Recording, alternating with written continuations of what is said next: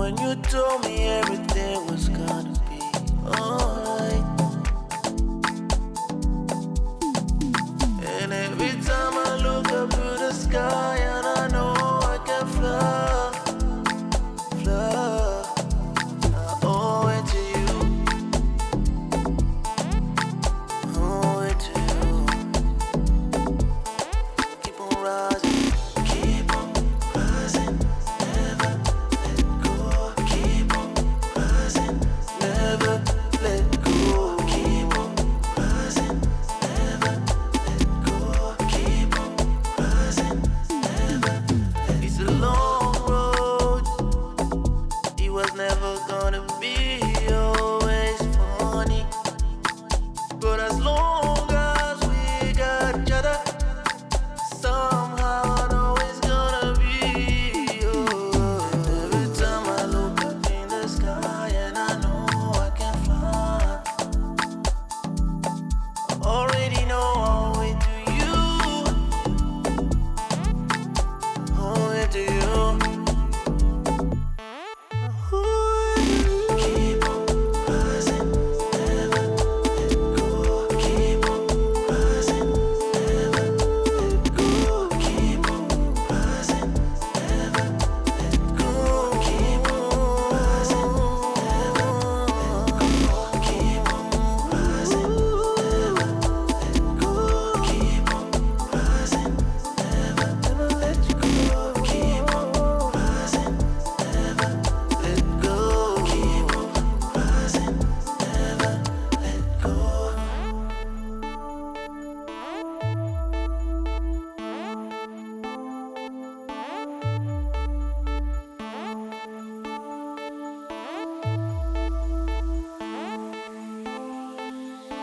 You gotta keep on rising, never let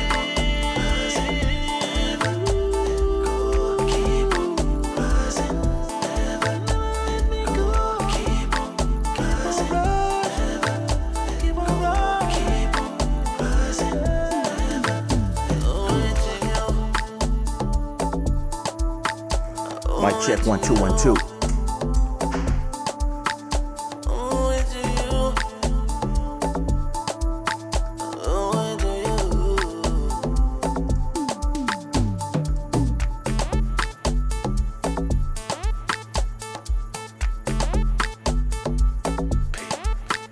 Mellow on the beat.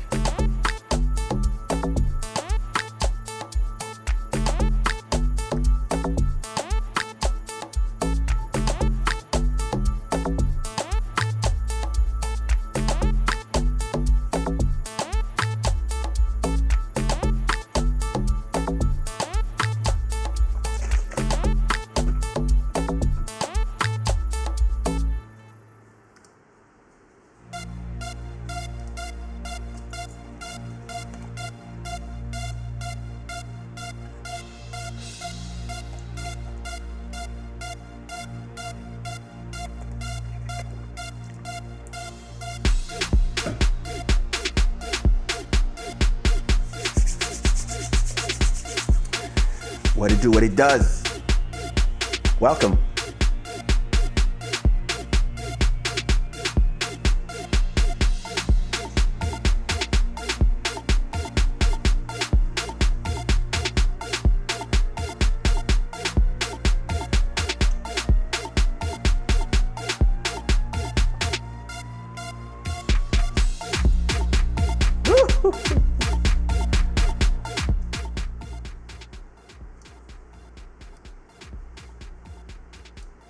What it do, what it does, my people. This is your boy, Mr. Shada. I want to welcome everybody to Club Shada, my club.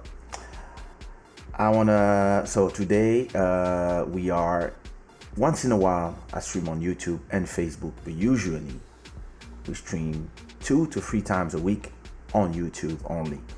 But yeah, today is party time. We are also on Facebook, so I want to say hi to all the Facebook audience. I want to say hi to the YouTube Shada Gang audience. And for those who are not yet subscribed to the YouTube channel, go to Kaysha.tv and you can subscribe. Donation link is always here, somewhere there. And the other link is to go to shadaware.com. So I want to some updates before I go on. I want to say hi to our 4 latest YouTube subscribers: Diogo, Aline, Emma, and Sev Sweet. It's harder and harder to find new names online. All the nicknames are taken already. So on YouTube we have a goal of I don't even know what number is this. I think we have a goal of 1,000 new subscribers on YouTube, and we already have something like 400 and something. I have to update this because it's not showing me the numbers. So bear with me for a second while I update that.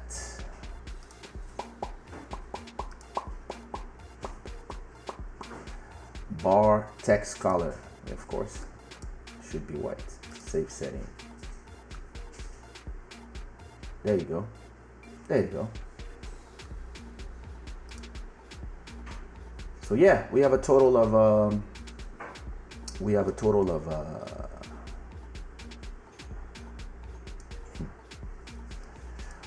of 496 new subscribers in the month of June, and the goal is to reach 1,000. So we're already almost at a 50%.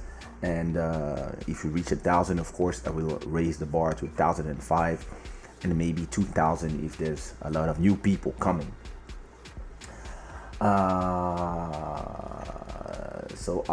This show is powered by Shadaware.com.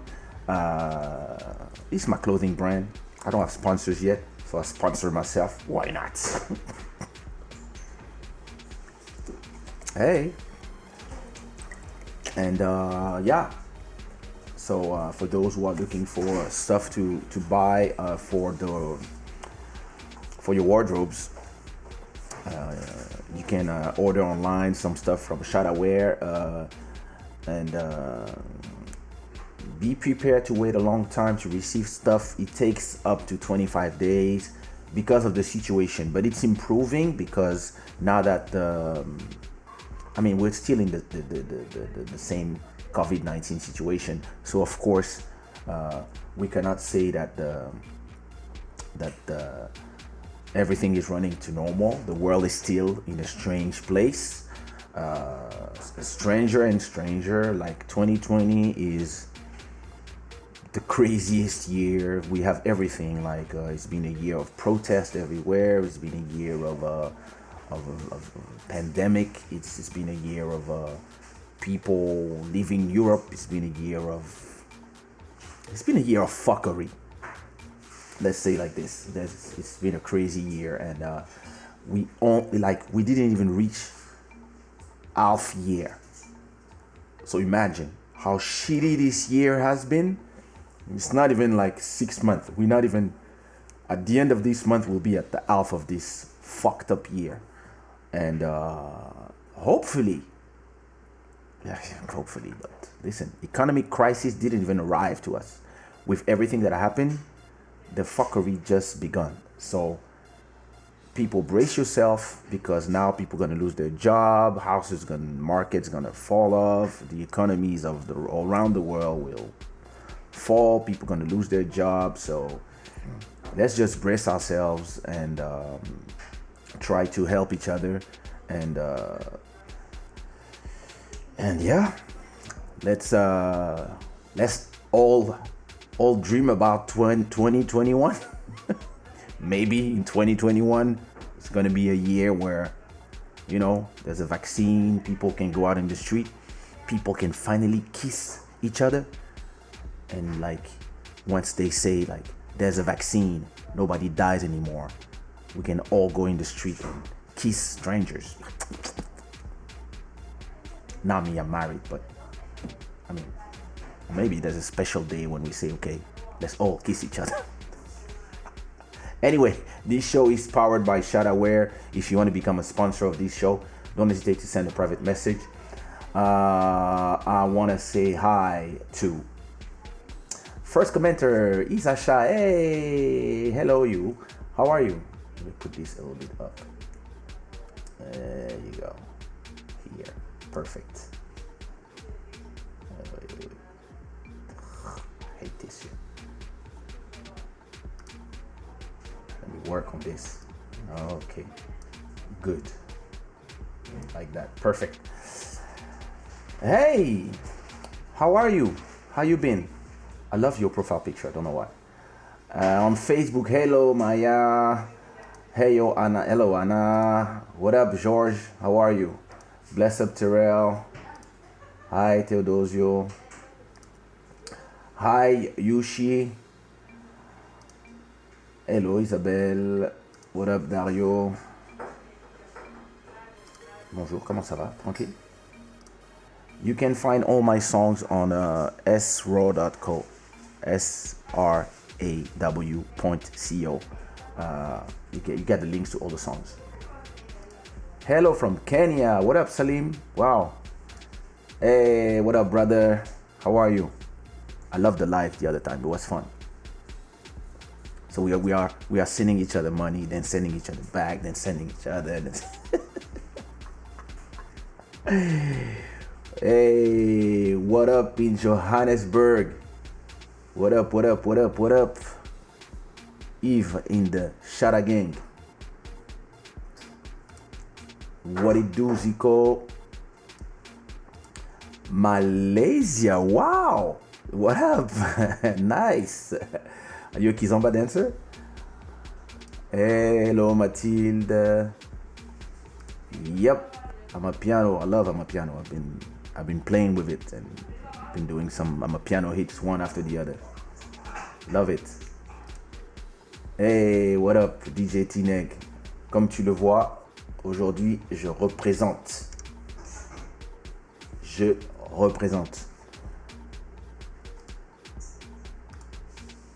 Moi, Guima, what up? What up, Mike? Comment ça va?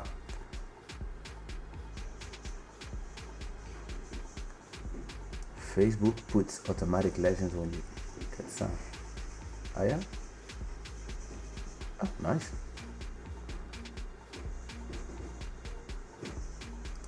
A million. Hey, what up, bro? Music Feelings, what up? Listen, for those who speak French, go see Music Feelings. Stevie did an amazing job on the 2 videos about B2K. This could go on Netflix. Like, I just watched everything like, and that was a nice one. And this reminds me of the Zouk world. Today I'm not working yet. Anyway, you can find those songs on Spotify, Apple Music, etc. Hey, what up? This is my mentor, guys. Nous t'attendons pour un bon Nasi Ubami. J'arrive. Jean-Claude, je peux dormir chez toi, Cayenne? DJ Ademar, what up, my brother? Anyway, now that everybody's here, I mean, not the whole gang is not here, but like, you know, I'm trying new time frames. I'm trying to find a good hour to start. I will probably do some night sessions too, but for now I'm trying to also like be live on these times. Yay! Je peux aussi avoir les clés de la voiture. Non, je conduis plus. Il y a Uber à Cayenne. Franchement, dès qu'on peut voyager, je viens passer une semaine à Cayenne. Juste pour les bons temps. Et on fait du son. Comme à l'ancienne. You have to understand that me and this Chinese person here in Cayenne. He's the one who gave me the keys to produce my first ever album, I'm Ready. So for those who were in the listening session, this is the man. This is the man responsible for this. I'm doing well, just left work. I'm in the metro watching Club Shada. Wow, nice. In Germany, right? If I remember well, you're in Germany, I'm not sure.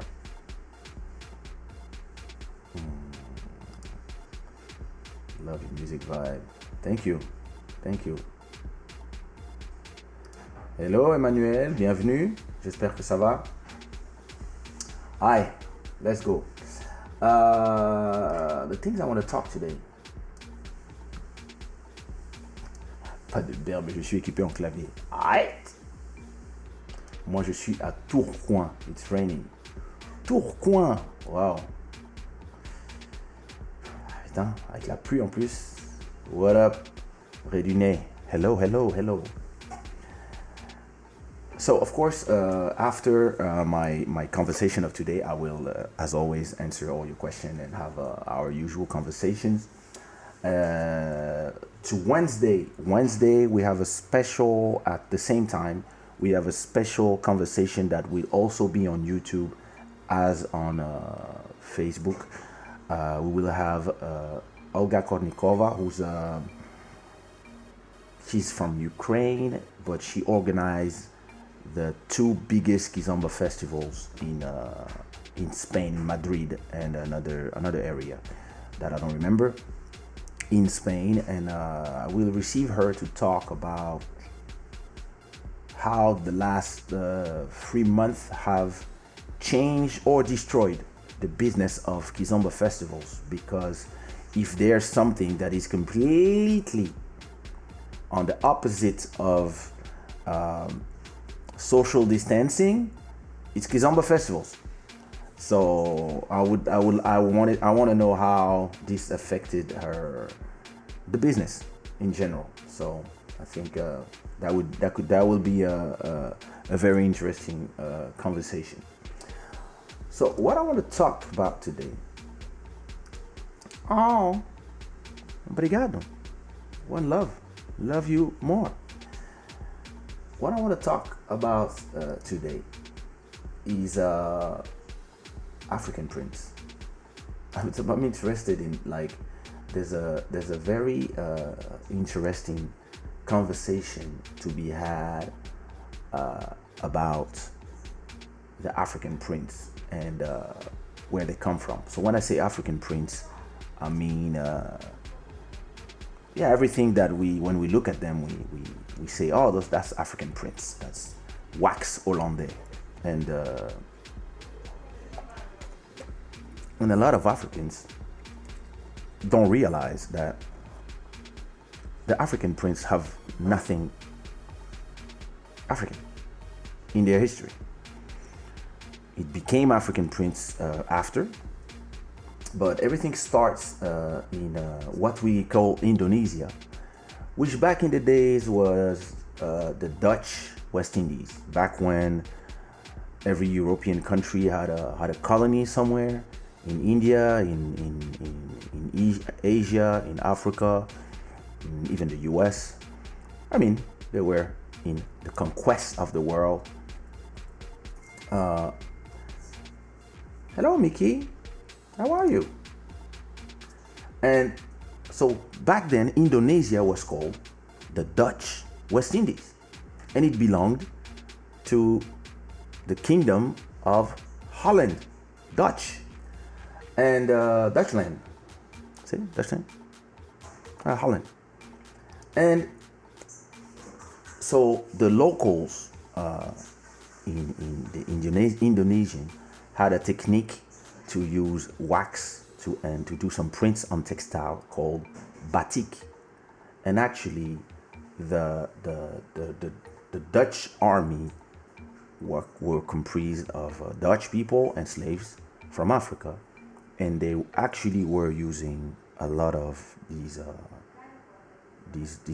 army to protect their different colonies.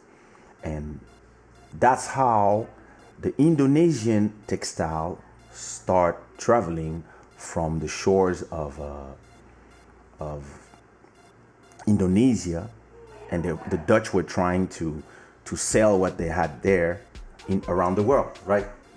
And in Europe, they were trying to create their own version of this batik style, and because the batik in Indonesia had a better quality than the one in Europe. In Europe, like they were trying to copy it, like they saw it was working, they were selling it around, but they would have to go to Indonesia by boat and retrieve everything to Holland so they could sell in Europe, like they were doing with like the English were doing with tea, the French were doing with gold, etc., etc.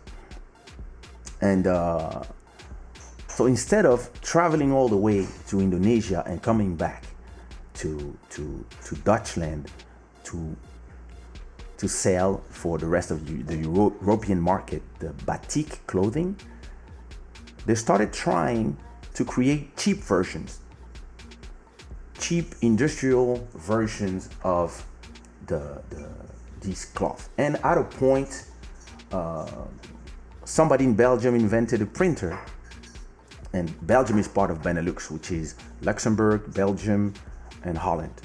And somebody in Belgium invented a printer where you could recreate those designs, but in an industrial way. So you could do way more than the artisanal things out there. So all of a sudden they started flooding the market with fake batik. And this is when it started creating some imperfections on that, and people start loving it actually, but they could not sell it in Europe because people were like, yeah, that's not good quality. So what they did, because they also had colonies in West Africa, they start taking the bad batch of their batik copies, and they start selling this en masse in West Africa, Ghana, Nigeria, these places. And they were like, yeah, let them have the bad quality. But when it arrived there, it became so popular that they were like, oh shit, we have a thing here. So they started selling those cloth to the African market, and the Dutch wax was born. So the Dutch wax was a bad version with crackled, and then but everybody thought that, oh my god, oh, this effect is amazing. The wax that you use to have the ink stay under between the wax and the cloth, because the quality of what they were doing was not good. It created some crackles, but everybody in Africa loved it. They thought it was part of the style, and the Dutch wax exploded. So a lot of women start using it in Africa as clothing and etc., etc. And then there was a company. Let me tell you about this company. So there was a company founded by a man called Peter Ventner van Vlissingen, and he started his company called the Van Vlissingen and Co. And they start flooding the African market with all these cloth, and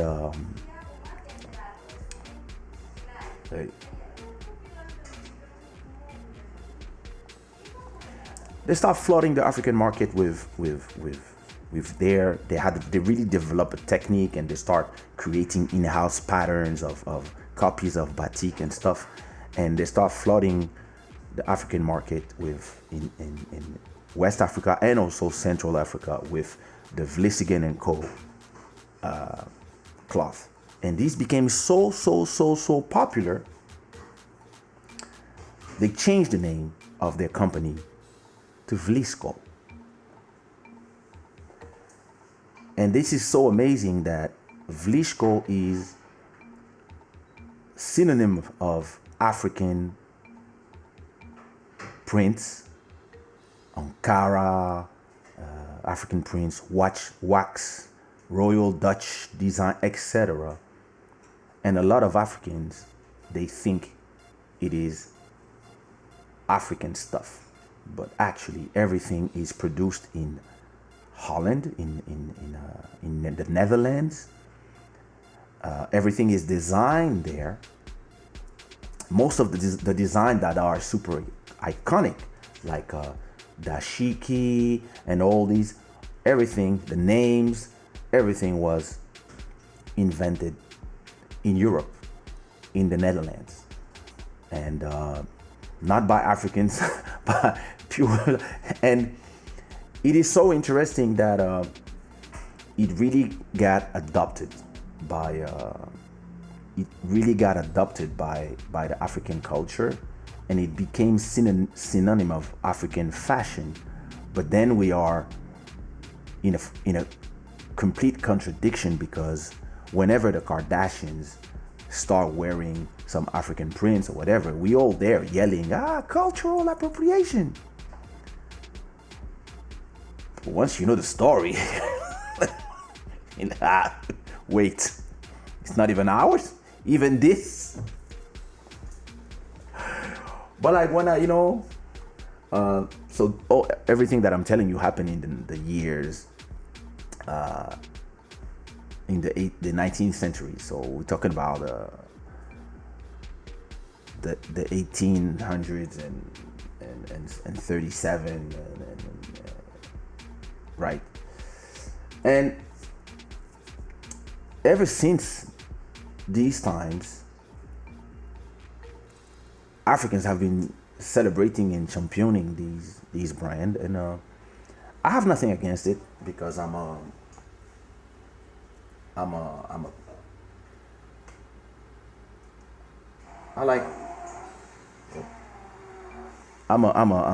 champion of blending cultures and I'm a champion of blending cultures and myself, I'm one of the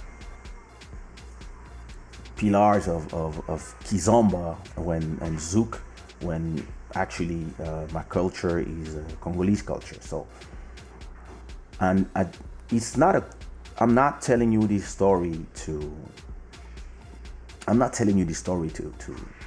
criticize or to have something against that. It's just that I like us to be informed, because a lot of times I see people reacting when they see white people wearing African cloth, and they're angry because they're like, this is our stuff, why are you wearing our stuff, or I see Americans being pro-black since the 70s, wearing dashiki, and they're like, and I look at them like, if only you knew, like if only you knew that, it became ours because we made it ours, and because most of these designs and patterns are imported in Africa from the Netherlands. Until today, if you look at the designing team, let me go to their website.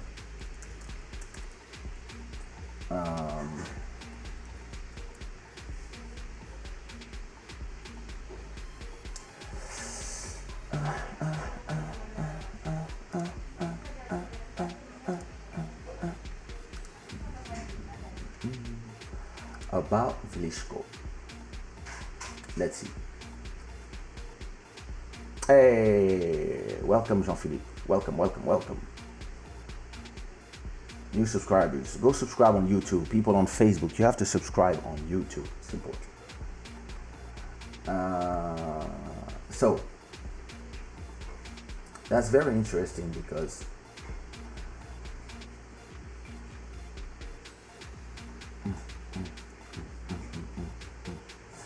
let me go to there about the founding of Lishko. Manufactured fabrics loved by African women since 1846. Wax hollandais, super wax, Java continue to be made with time-honored methods and materials in Helmond, in the Netherlands. Wow. Wow.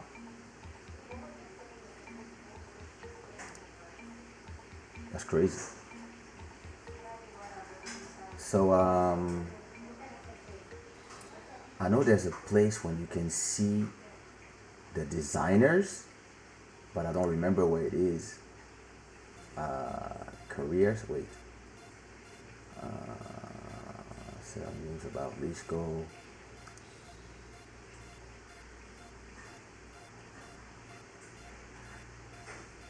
Wait, let me see.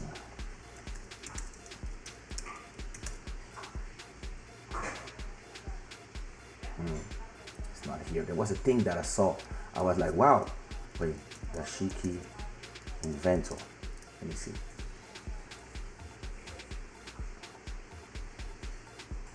Who invented the dashiki?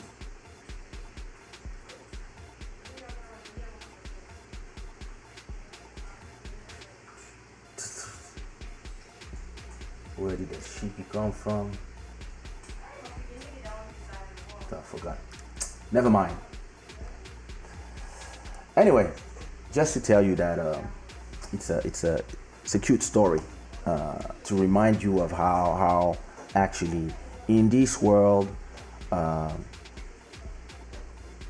don't think that African prints all of a sudden should not be called African prints, even if it's actually false. But I mean there are some original African prints like Kente and the South African ones and the companies that came afterwards in Ghana, but a lot of them have been there were two companies in Ghana and in Ivory Coast that also started designing. I'm sorry, I forgot the names. They started also designing wax, and they started having their own factories in Africa, and it was African-made textile. But after a point, they start struggling, and both of them got bought by Vlisco too.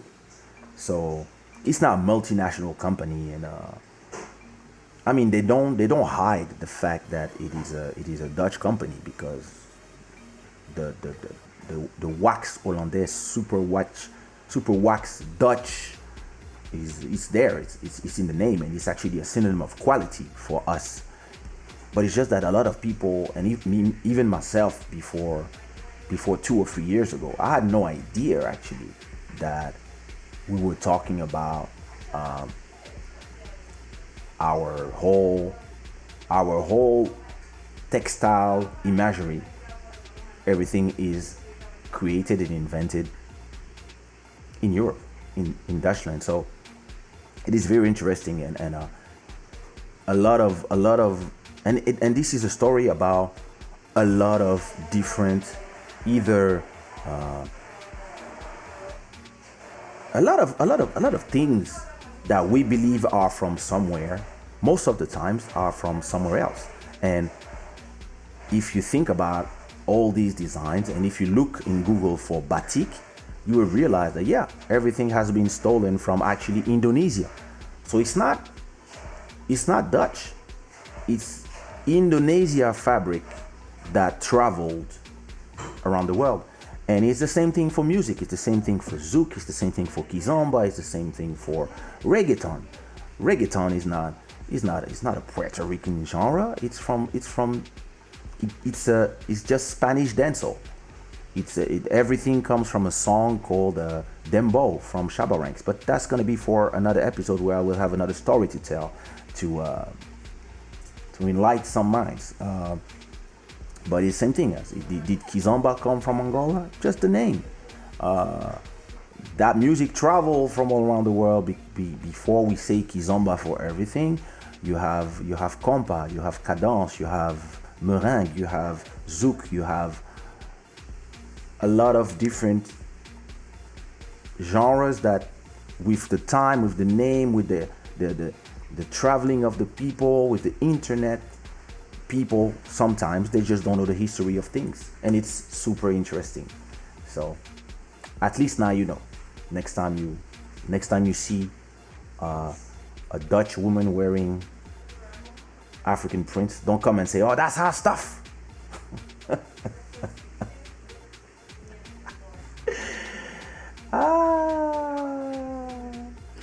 What up, the future soundbit? How are you? You keep changing your icon. I see. Interesting. You preparing something?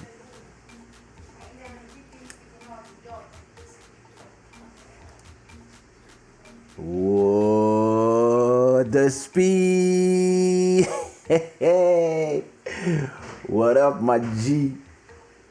Oh, attends, t'es à Cayenne? Mais non! Ça fait trop longtemps. I miss you, bro. I miss you.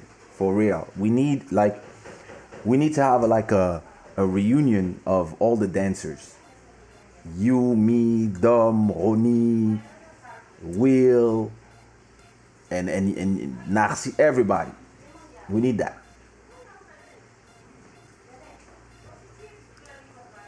Hey, what up, Frank?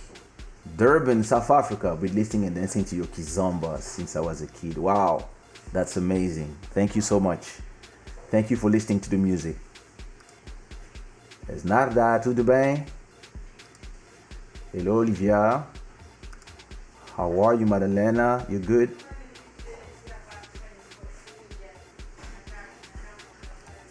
The fabric you told about it, African Prince called Johnson Holland Online African Fabrics.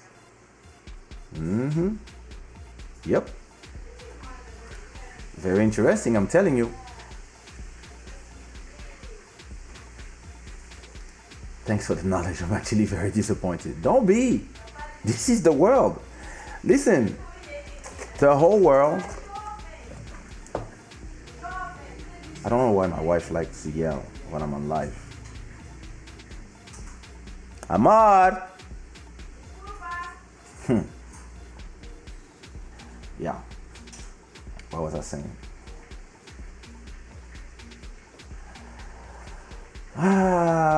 But the world always try to give us trash and we turn it into gold since the slavery days. Well, what can I say? Listen, the thing is simple.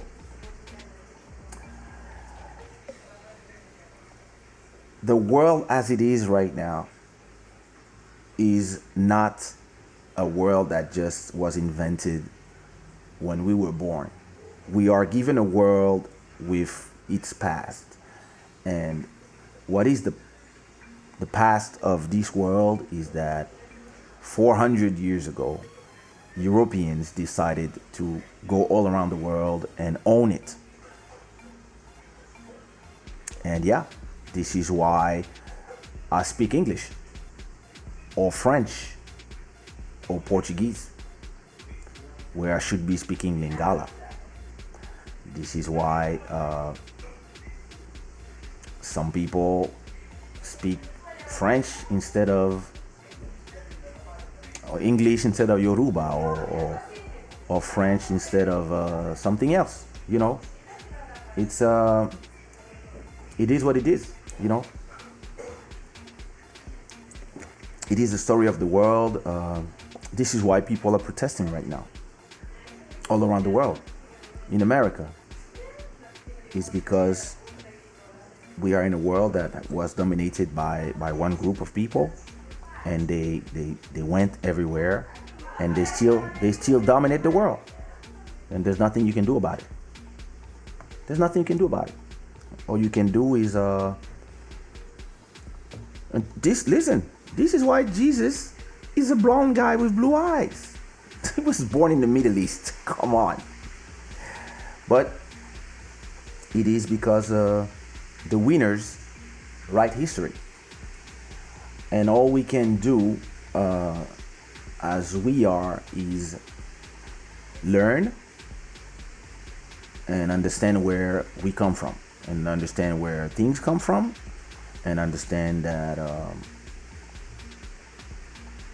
at least we know and at least we are informed and we don't say stupid shit when we are talking to other people. And yeah. Le Ndop est un imprimé bamileke camerounais. Il y a aussi le Bogolang qui est un imprimé africain. Oui, il y en a plein. Il y en a plein, comme le Kente et d'autres. Entre-temps, heureusement, on a commencé aussi à faire nos choses, comme toujours.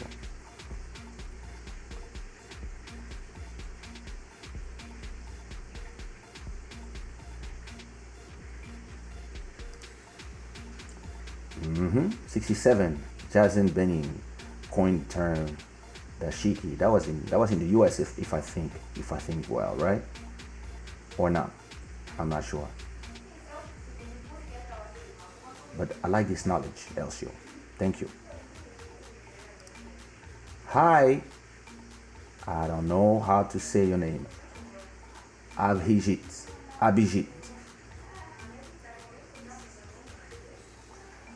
Yes, I went to a shop selling African wax printing, and you can imagine my confusion when one of their quality product was from Holland.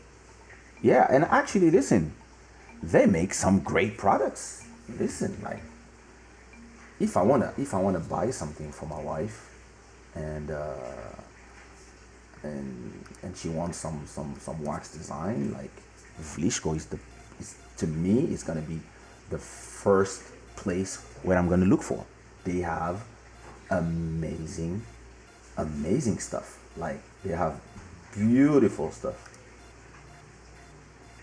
Like look at this classic. There it is. The classic. Look at the classic. Look at that. Dashiki.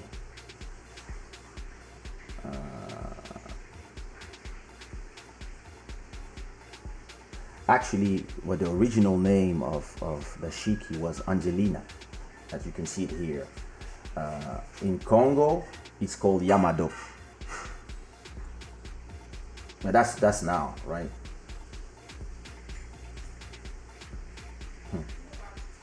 This is one of the most famous. It's one of the most famous ones in Vlishko.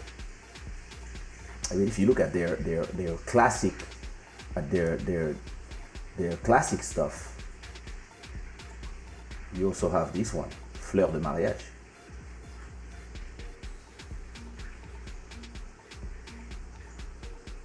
This one is super classic. Which one? You have one too. Another one. I forgot the name. Let me see if I can find it here. No, I don't. I think it's Sibuji. Sibuji, yeah. Well, listen, I encourage everybody to go to their website and learn about their. Let me put the link so you can learn about their fabric, about everything they did, because I mean they have some beautiful stuff. Like however we see it, they really have some beautiful stuff. Oi, Maria, tudo bem? And Rumba from Congo. Bro, we're gonna have one conversation about music, about the origins of music. I just want to take my notes right, so I don't come acting like I don't know what I'm talking about. But I really want to have like a real history about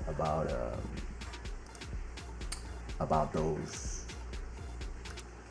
about the different musical genres, because I really think that it's an important conversation to be had, especially when in Kizomba everybody don't know what they're talking about, and there's a lot of people who are in Russia and they ask to people who have no idea what they're talking about. They ask questions about, oh, where does it come from, and they receive answers that are super incomplete, and then people start spreading that bad information, and that's how all these genres, for example, when you take salsa, it just sauce. It's just somebody one day said, oh, listen, it's like a sauce of all different genres, let's call it salsa. Boom, there you go. And then it becomes the term. And I understand the terms because I'm a businessman. I understand that sometimes you have to simplify everything, and then under the umbrella Kizomba you put everything. But it is important to understand what is the difference between Kizomba, urban kids, zouk, R&B zouk, Cabo zouk, Cabo love, ghetto zouk, Tarashinha, Ventuinha. And you have to understand also that you have the different dances, lady style, etc., samba, and you have the dances and the musical genres, and then you have the Brazilian way, the French way, the Cape Verdean way, the Angolan way, etc., and all of this is Kizomba, not just one stuff. So when somebody comes to you and say, yeah, but the original is, no. But that's not a conversation for today. Today we were talking about African Prince. Okay, I'm about to have a good day. I'm so happy to see you. Oh, thank you, Julie Badi. Is it Julie Badi because you are a bad girl? Just ask. Yep. A podcast with African musicians would be dope. Listen, I plan to invite a ton of them here, so I will share my screen with all the friends that I know, and I've been talking with people. Usually I invite people after we do a song together, but listen, if you have a list of people that I know that you would want me to have a conversation with and with you guys, all you need to do is say the word, and I'll make sure to let them know. And subscribe to the YouTube channel, because we don't come here all the time on Facebook. I see that you're on Facebook, so make sure that you subscribe to Kaysha.tv on my YouTube, and you start following the episodes when I start inviting my people. But that's a great idea. What up, Paulo? What up, Maputo? What up, Harmonico? Tudo bem?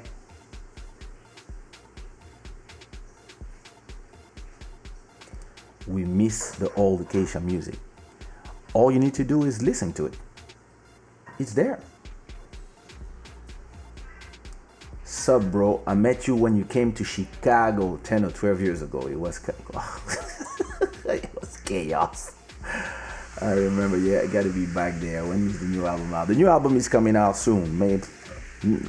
Either end of the summer or maybe December. But yeah, listen, the Chicago, that was a mess. The woman who owned the place that they rent to do the show actually only had a license to sell food or something, but not to organize shows. So I don't remember how many people were there, 1,000 people, 500 people, I don't remember. But police showed up, and yep, it was over. Let me see, I found the images. Wait, Kaysha, Chicago. Let me see if I found that.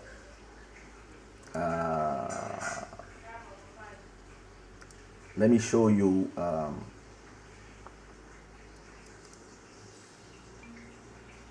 Let me show you that. Let me show you this amazing moment. Oh my God. That was something. That was something. Damn it.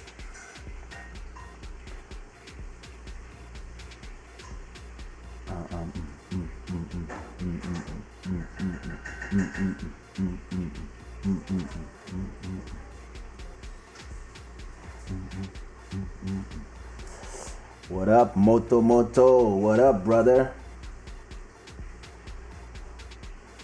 I see you guys talking about the origins of Ankara, Kente, Olende, Workspring. That stuff I sell on my Etsy stores. And I study history. It'd be interesting what we think we know, but we don't. Yeah, listen, your store is nice, Moto. You have a nice store. I like what you sell on your store. You wonder what started this conversation? Nothing. I just like to start things. I really want to see Fally Ipupa sing bachata. Sing that rumba and bachata came from Bolero and son from Cuba. I think that is a genre that could work in Africa. We'll talk about that later. Listen, I'm gonna play a moment.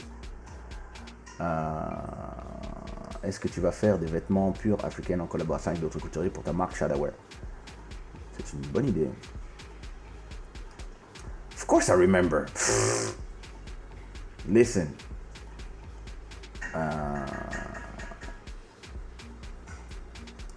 Don't forget, my dream is to be next to you. Give hi to those people, Ludo, Vanda, Linsha, and the other ones. I will. Listen. Look at this moment in time, guys. Look at that. So that is in let me see. That is in 2012. So that's 8 years ago. 2012? Yeah, I guess. And so I flew 8 hours to go to Chicago for nothing. Let's just watch this. Oh shit, what happened? Wait. Why is this shit not? Okay.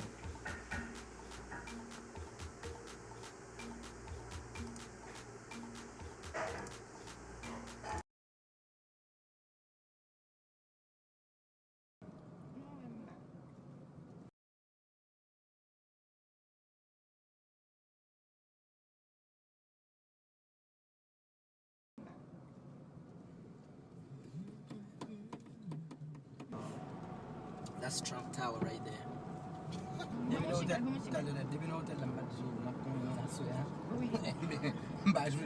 So, right after this video, get glad. Yeah, I'm performing tonight. I mean, if you can just like, Natural thing. Yeah. Even Even if it was me. So be I proud didn't of do your it. ass. I won't do that. I'm joking. I respect you. It was an accident, right? Oh, it was an accident.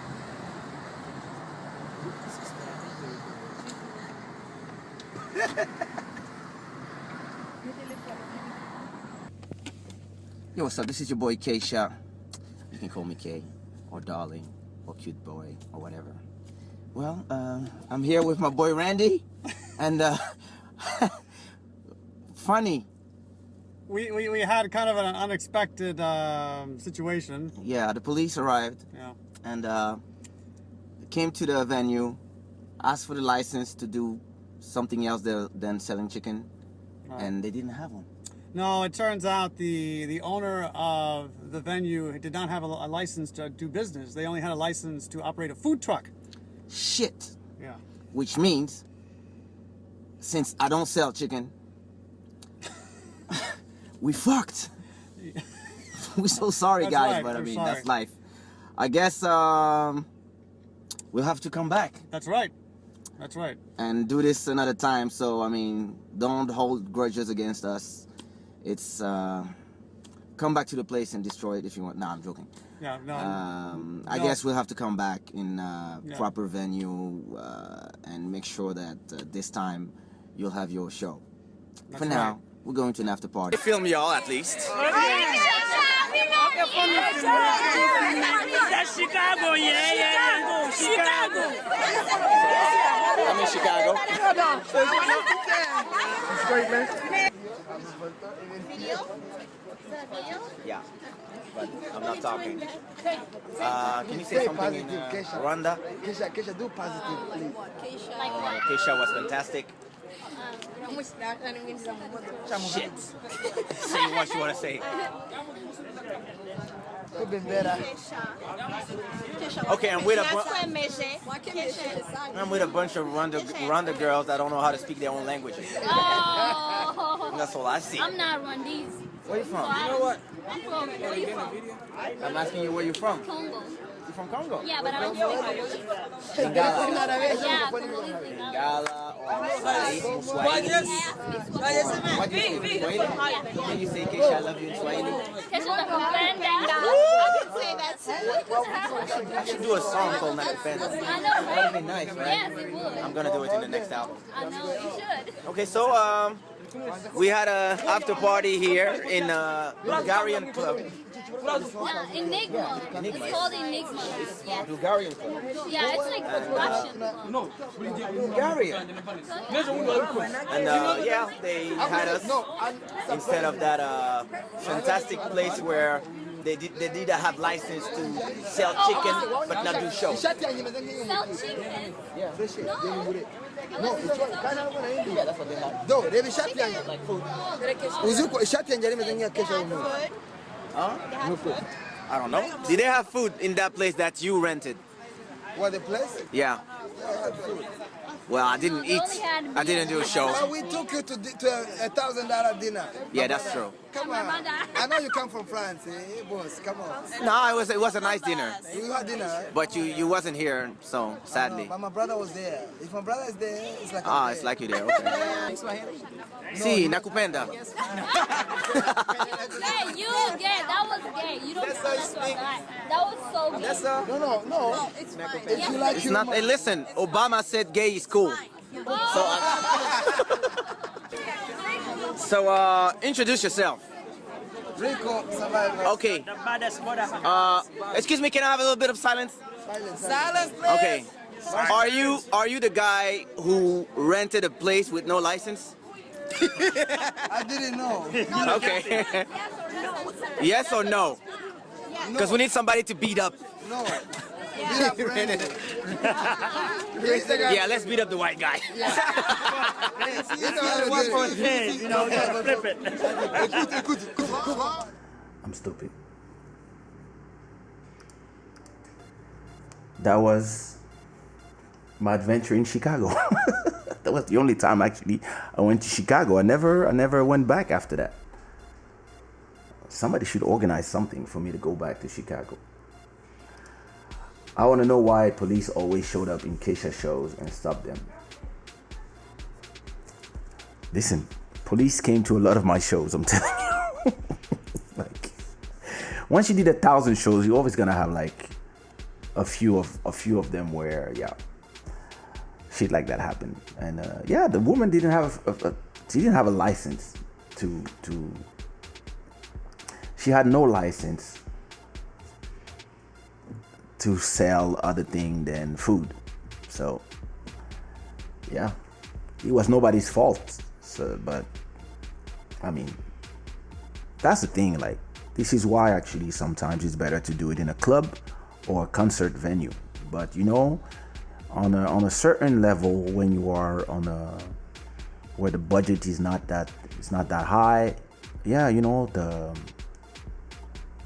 only thing people can do is try to find places where they can afford, and you can end up with some shady people. I don't remember if I asked them, because usually I ask for 50%. Ask for 50% before signing the contract. I don't know if I took the money from them or if I just, because I understand that they didn't make no money. They paid me for like the coming, food, the business class tickets, come and go. I think I was alone. I don't remember if I came there with somebody. I think it was just me.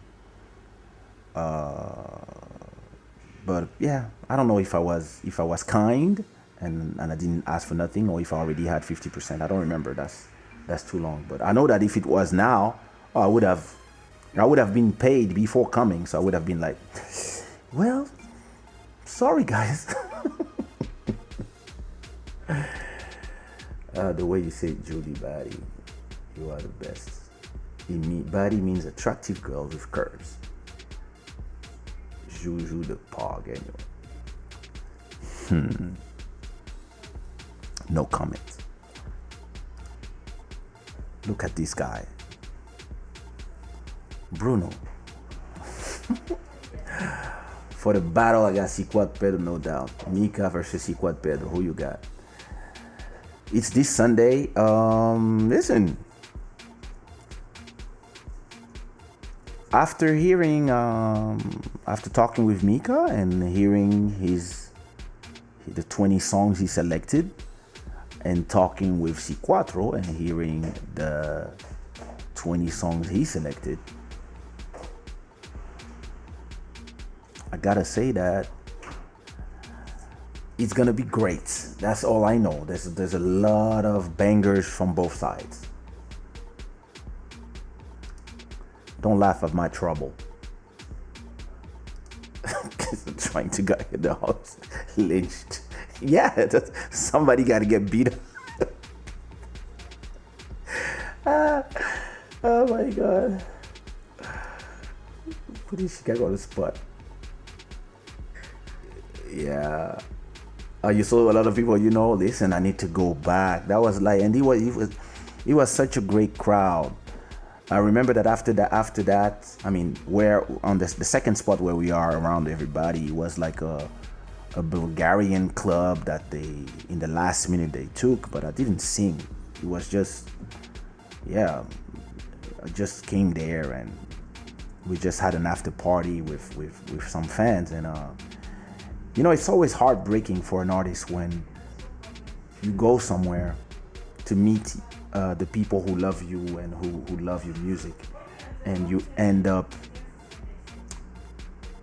not performing, and you end up having people that are disappointed, and sometimes they are disappointed at you because they don't know. They're not supposed to know if it's your fault or not, what happened, who, etc. They don't know. All you know is that the artist didn't show up or didn't sing or he's late, etc., etc. And most of the time you're here at the hotel waiting. Or even worse, like in this case, you outside the venue too, like everybody else, in the car waiting. And that's why I like to film those things. I like to film those things so that people know what happened. And they don't say like, oh, fuck this guy. I was at the club. I paid my ticket. It didn't come, whatever. It is great that I have archives for those who were not there.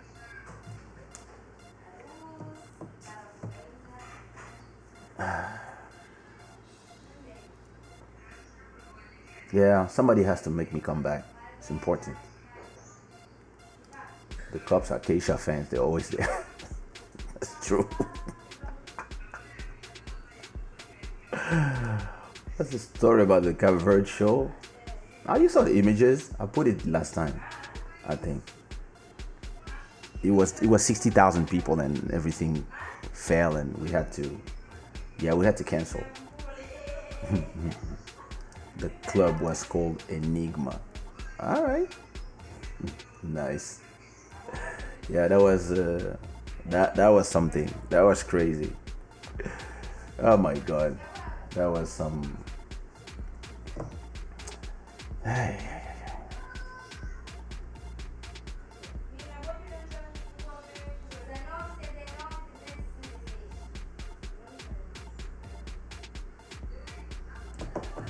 So what about you guys? How you been?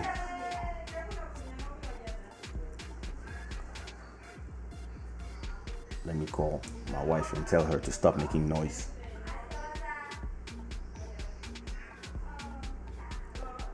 Estás a fazer barulho.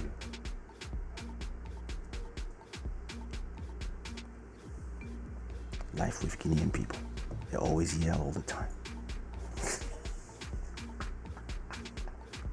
Ah. You're right. Filming means everything is archived. The story can never be twisted, and it's just a document for your legacy. Yeah. Listen, I think I'm at vlog 845 probably. I have vlogs since I have years and years and years of vlogs, so that's great. I've been on YouTube since YouTube started, probably 2007. And ever since I've been filming, and the quality has been going up and up and up and up. And yeah, people who sometimes people lose a show and I can play my shows.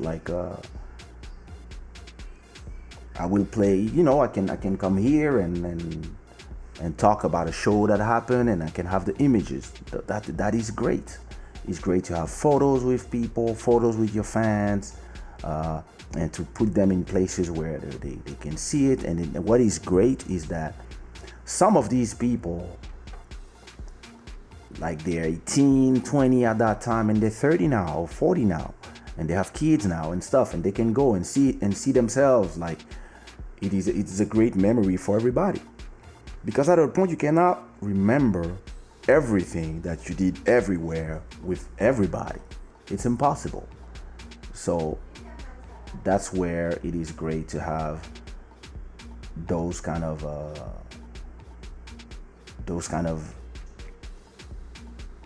memories and those kind of images to remind you of everything.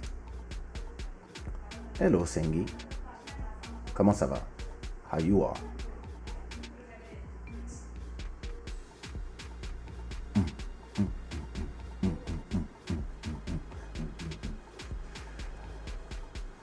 Let me talk to you about my latest song. What is the name of this song? Normally, I get to 5,000 streams around Wednesdays or Tuesday, and then up to 10,000 by the end of the week. But that song. So the latest song I released is called Keep on Rising. It's an Amapiano song, and if you look at it,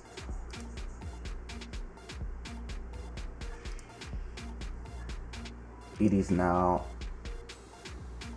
already at 7,000 streams, and it's Monday. That's a hit. That's what you call a hit. It started with 3,000 streams on the Friday.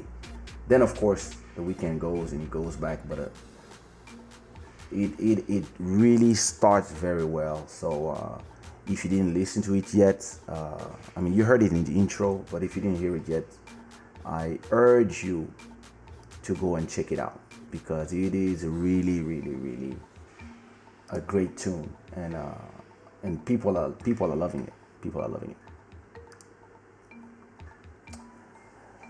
Yeah, so that's what I wanted to say about the. Hey, new subscriber. Hello, David. So if you have any questions, go ahead. This is about conversation between each people. I want to remind you that while you are looking for questions to ask, make sure that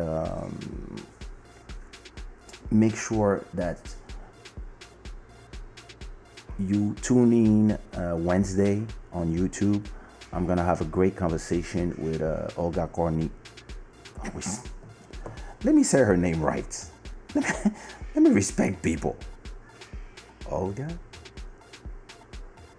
Oh, Olga Kizomba? Okay, well, with Olga. We're gonna have a conversation with Olga about how the Kizomba festivals were affected by everything that is happening right now in the market. And it's very interesting that all the governments are trying to save their economies by, after forcing everybody for their safety to close down shop, closing the clubs, closing the restaurants, closing the bars, closing the concert venues, canceling all the festivals for nearly 2 months and a half. And now they are urging everybody to open up. The rising restaurants to open, trying to get the economy back to work. And this will create, without a doubt, a huge economic crisis that will engulf every country in it, because the country that depend on tourism won't have tourism this summer. The people that work in plane companies, airports, they're losing their jobs too.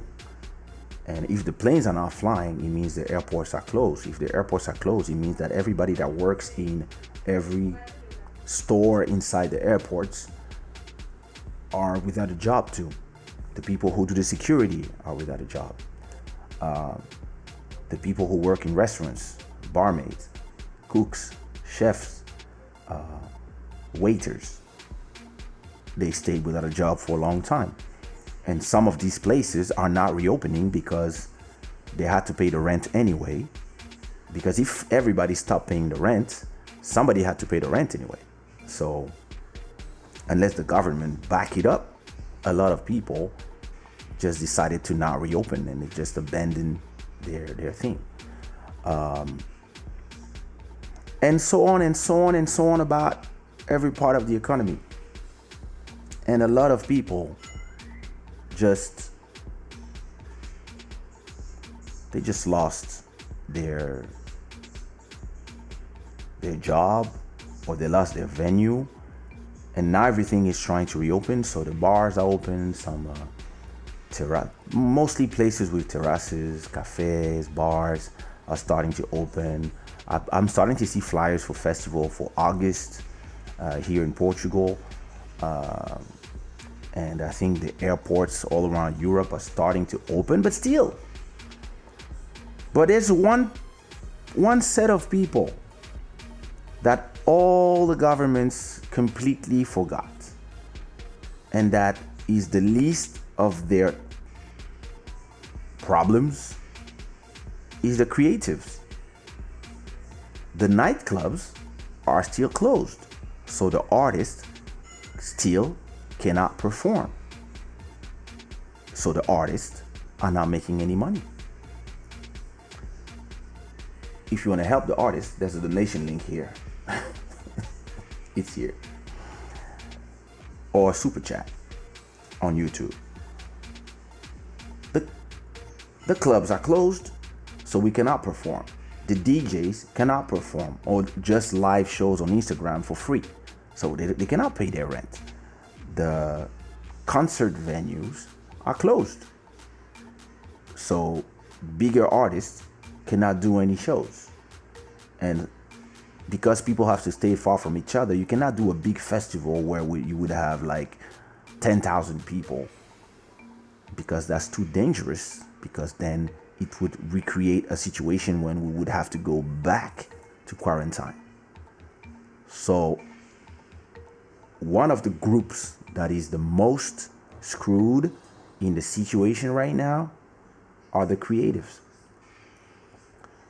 So some of them have economies, some of them have a long career, and some of them own their copyrights and stuff, and they can make money from the streams. But a lot of them, and trust me, a lot of them have no visibility in the origin. A lot of them, they were going from show to show, and a lot of them are, and I'm talking about like performers, but when I say performers, don't forget that you have the people who sings in weddings, don't have a job. The people who sing in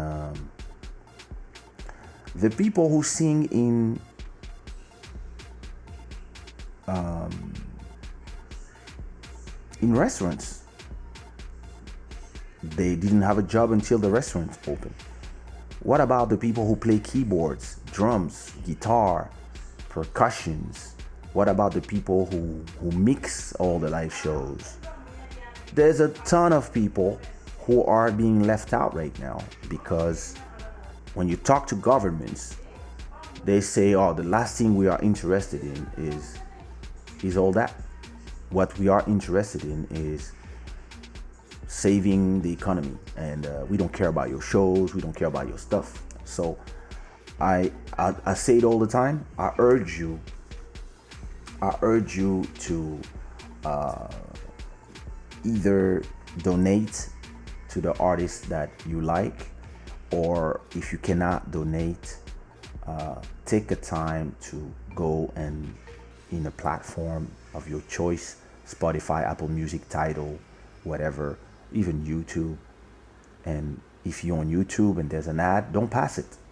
And if you can go on Spotify and just play the music, because this might save the careers of some of the artists that you like, because people love to say they love the artists, but then they don't support them. And I think it is super, super, super, super important that you guys take the time to support the artists you love, especially the artists that you say, oh, they disappeared, we don't see them anywhere, where are they, etc. Take the time to find them, find the music. Thank you, Matt, for always being a support. And make sure that whenever you can, you go and stream a ton of the music of the artists that you love and you support. Don't say that you support just because I love you, I support you. No. Support for real. And the way to support artists that you don't see anymore is sometimes to just play their music. If we are in a situation. Let me look at your comment. Un petit concert en France est possible pour 2021. Ça fait longtemps, c'est vrai. On va voir s'il existe encore des salles de concert en 2021. Also, yeah, there's no way the economies can recover right now. People are still scared to go back out there until we heard the virus is gone. We only go out for essential. Yep. The creative are always the forgotten. Always. Proud. And I is this where we should restart the conversation of diversification of income? Having another income, yeah. Having another income outside of doing shows, gigs, etc. I'm the king of that. The only way to survive crisis is to have a diversified income. You need to have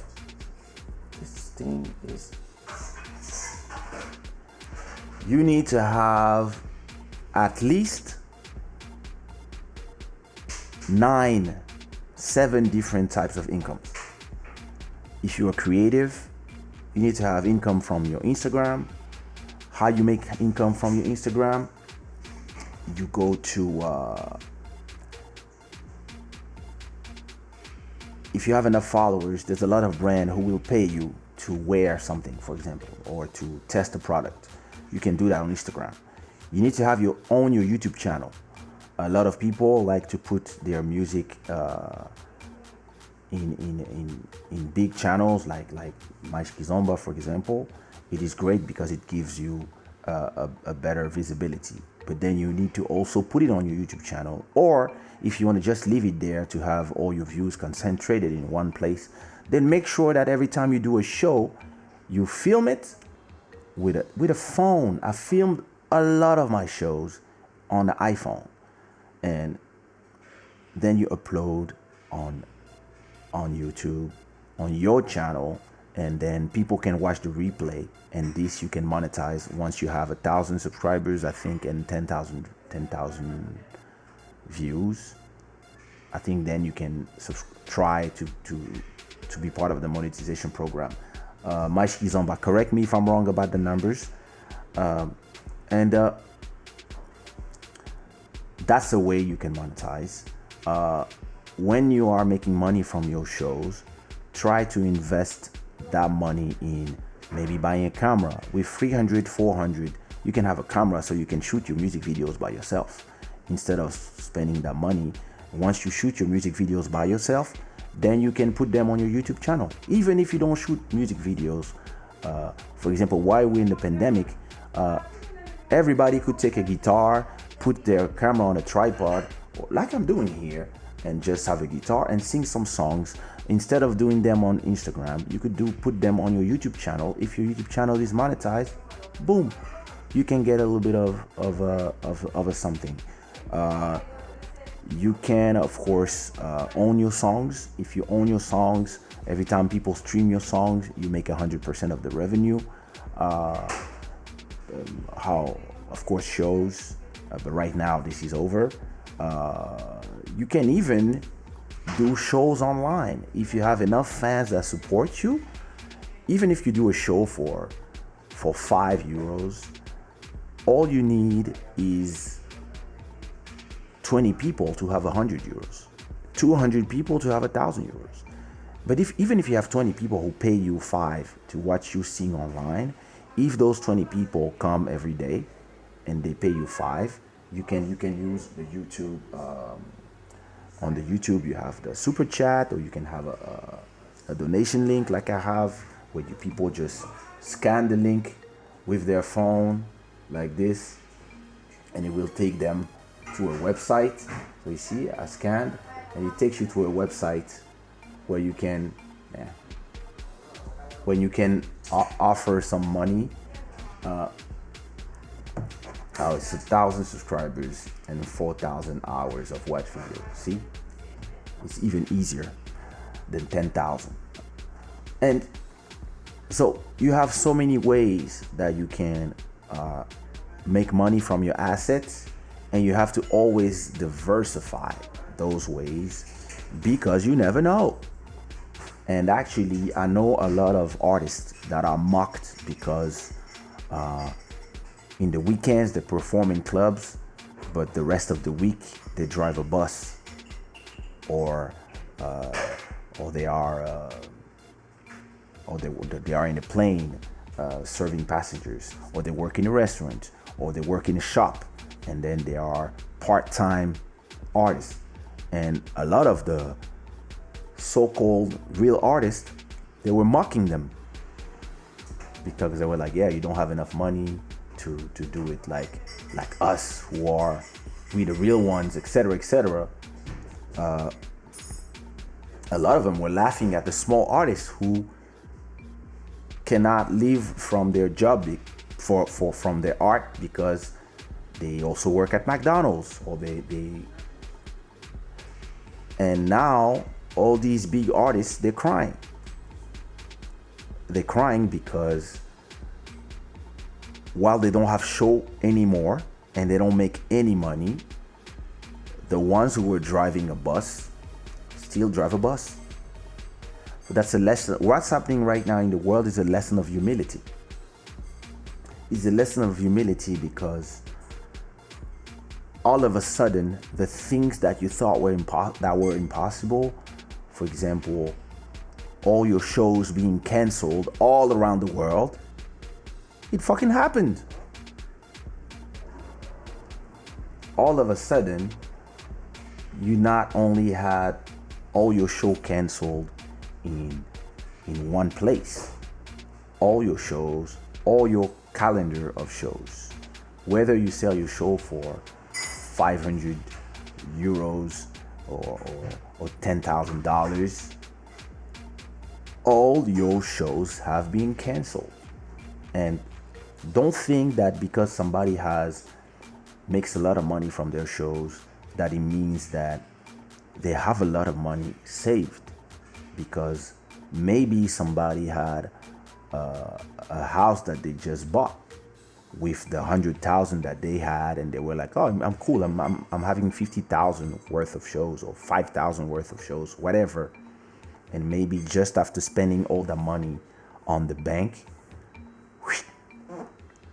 all the shows got canceled, and now the bank is asking for the rest of their money because the banks don't care unless the government tell them, "Hey, you cannot have people pay the credits." The banks will come and grab the money. So that is very interesting. It's a very interesting situation where you realize that, yeah, you are never safe unless you make sure that you have different eggs in different baskets and different revenues coming from different things. And right now, the people who are safe are the people who make online content, because everybody was at home on the internet. So and like if you in porn industry, for example, if you make your money from OnlyFans, or if you make if I don't know how it works on X videos or YouPorn, but if you make money from views on your porn channel, normally you made a killing. I have some friends. I have a friend of mine. She's in Miami. She used to live in France, but now she's in Miami, and she's a stripper there. And when they closed the strip clubs, she opened a OnlyFans account where you pay like, I don't know, $30 per month, and you can see whatever she puts in there. And I don't know what she puts in there because she doesn't want to give me an account, but a friend. And like she has like 50 or 60,000 people following her on Instagram, and every time she posts something, she has tons of comments. And I was asking her, like, do you have a lot of fans? Do you have a lot of people like who are subscribed to your OnlyFans? And she was like, "Oh yeah, listen, I make around like 3,000 to 4,000 monthly since the quarantine, since everybody's just at home and they cannot go out. What they do, yeah, they watch porn, and they watch me shaking my fake ass." And I was like, "Good job, sis. Good job."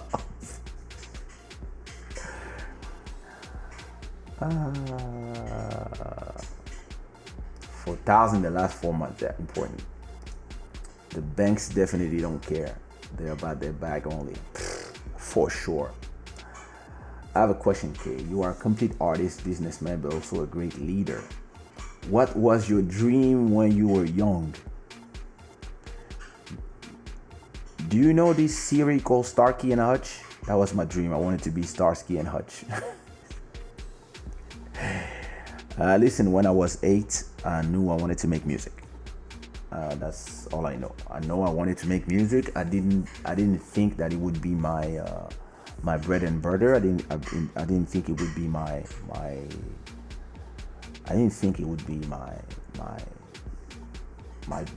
business, and I didn't think that I would make all my revenue from music. But yeah, that's what I wanted to do back then. So I guess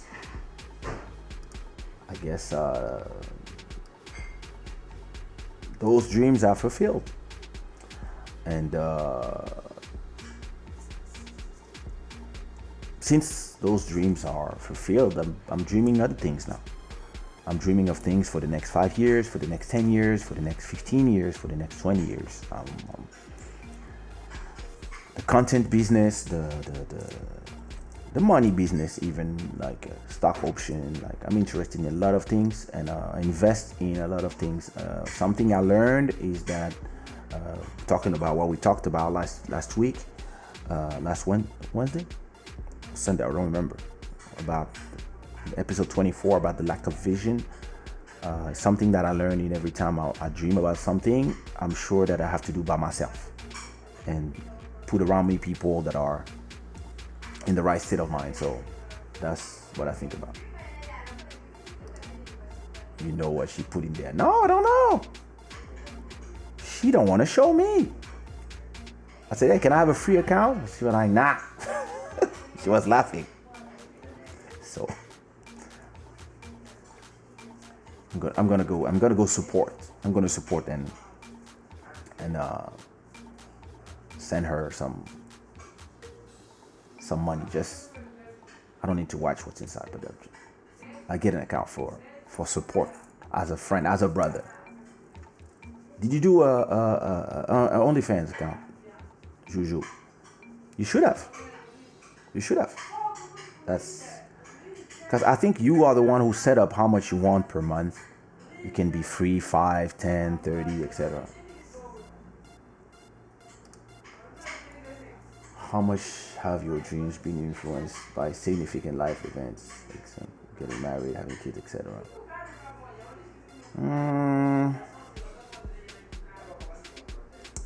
I don't know. I'm not sure. I don't think they are influenced, but I think that, yeah, when you meet some people, let's say, for example, you live in a studio and you chilling at home, and let's say you live in a sorry, I have to remind her.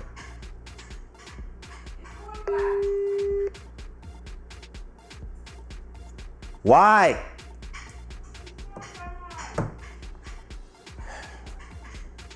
And every time I do my live, that's the moment where they want to eat and make noise. Yeah, anyway. What was I saying? You know, when you are single and you live in your own house and you have a little studio and you don't really care about having a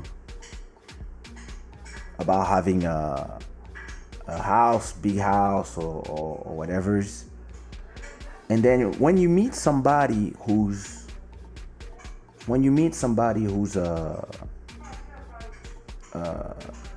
becoming your significant other, and you want to get married and you want to have kids with that person, all of a sudden now you want to have a house with 2 bedrooms. You see what I mean?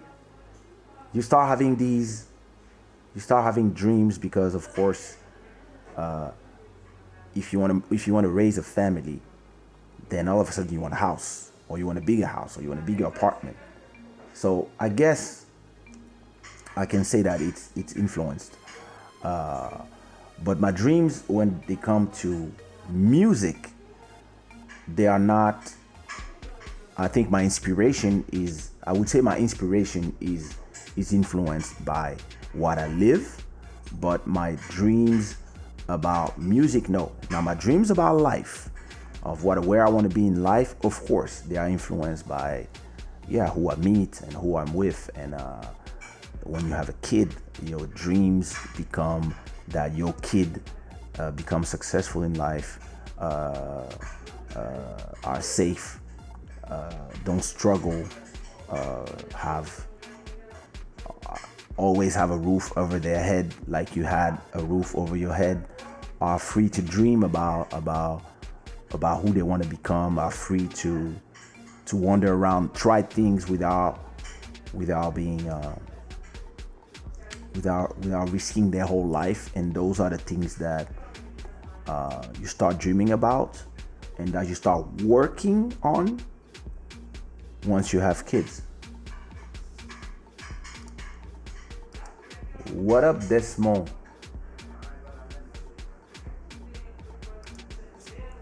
Get what you mean. Your dreams get altered in some way.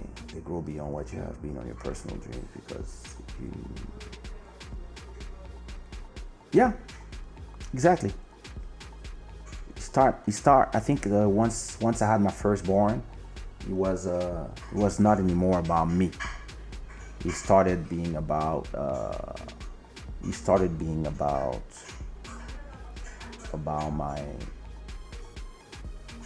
my family. It started about being, once you have a kid, the days of being selfish are over. If you want to be a father to your child, it means that you're gonna have to contribute financially to him having food in his mouth. So this changed, like in 2003 when I had my son. It completely changed my views on. It didn't change the goal, but the whole landscape changed. All of a sudden, there was a mountain, a lake, stuff. They were like, yo, milk is expensive as F. Milk is expensive. I'm trying not to swear. Milk is something that is so expensive, like milk for babies. When you only have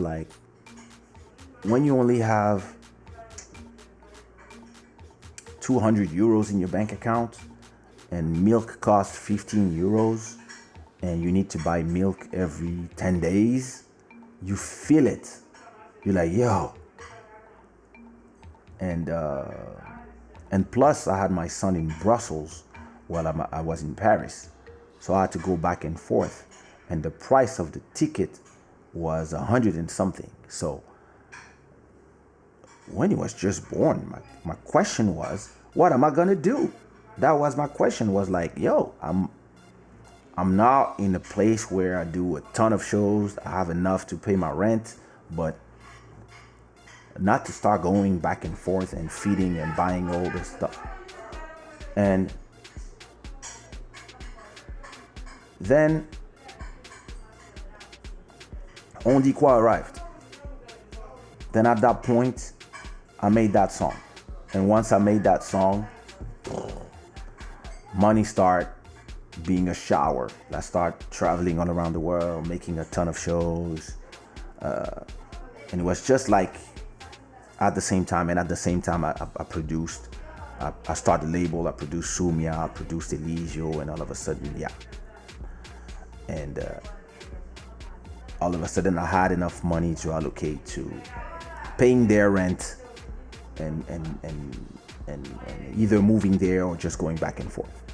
And I actually moved to Belgium for a few until we separated. But then I kept, making sure my family was all right, because to me, the somebody who have a kid is my family, separated or not. So I for a long time after being separated, I was making sure that the rent and the food for my kid was done. Like this was. And the good thing, I have a great relationship with the mother of my kid. So we always make sure that when we choose, like the school he goes to, when I would go to Brussels to see him, I would make sure that, okay, let's go buy some clothes, let's spend some great time together. It's not just about the money, but even just like the time that you have to spend with your children, it's the time that like you have to make the choice. Are you going to sacrifice? How much you want to sacrifice of this time for your passion, for your dreams, for your business, for this? And if you sing in the weekends, when are you going to see your kids if they go to school at the week? And when are you taking that? There's a lot of readjustment that you have to do when you start having children with people, or when you get married. It's a special time.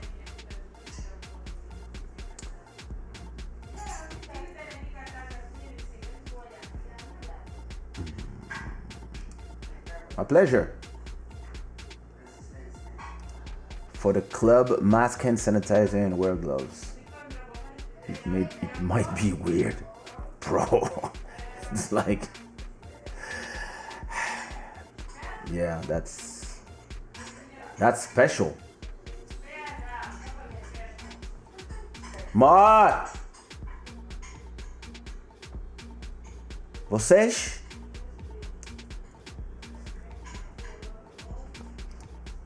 What up, Celso? Thanks. Yeah, when are we getting the new album mixtape? I'm working on it. I'm working on it.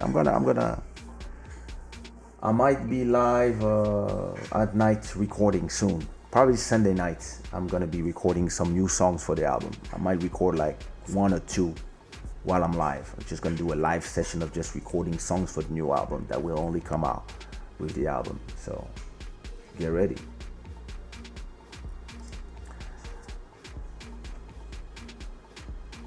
Yeah. And like, then you have to think about your budget, your life budget, because each kid is school, creche, this, that, food. Like there's a lot of, and then you have, like I say, the moment you have children is the moment that you stop being selfish. Because before that, you can live from one place to another. You can crash in couches. You can go, like, look at my best friend. My best friend Elisio. He's in, like, quarantine started. He was like, I'm going to Brazil. Fuck that. And he's been in Brazil for 2 months, and he's there chilling. And I'm like, yo, what you do? Well, I go from city to city. I go where there's no disease, and I chill, go to the beach. And yeah, and of course has no kids, so you can just decide from one moment to another to move to another country if you want. You can live from a city to another city. When you have kids, it's different. It's a different story, because you want to move somewhere, you have to think about the school.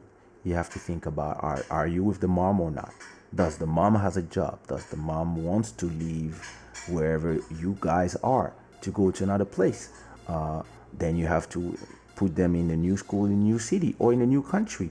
Does this kid speak the language of that country? If you are moving, for example, like me, from France to Portugal. And actually, my move to Portugal was also conditioned by the fact that my son went to live in Congo at my mother's house, and my ex-girlfriend went to live in Angola. So because all this was in place, and I mean, at the same time, even if I used to take the train to go to Belgium to see my son, so I could take the plane from Portugal. So it was not so different, but it was still taking a plane where you have, like, I think that you had a train to go from Paris to Brussels. You have like a train every 30 minutes or something, or every 40 minutes.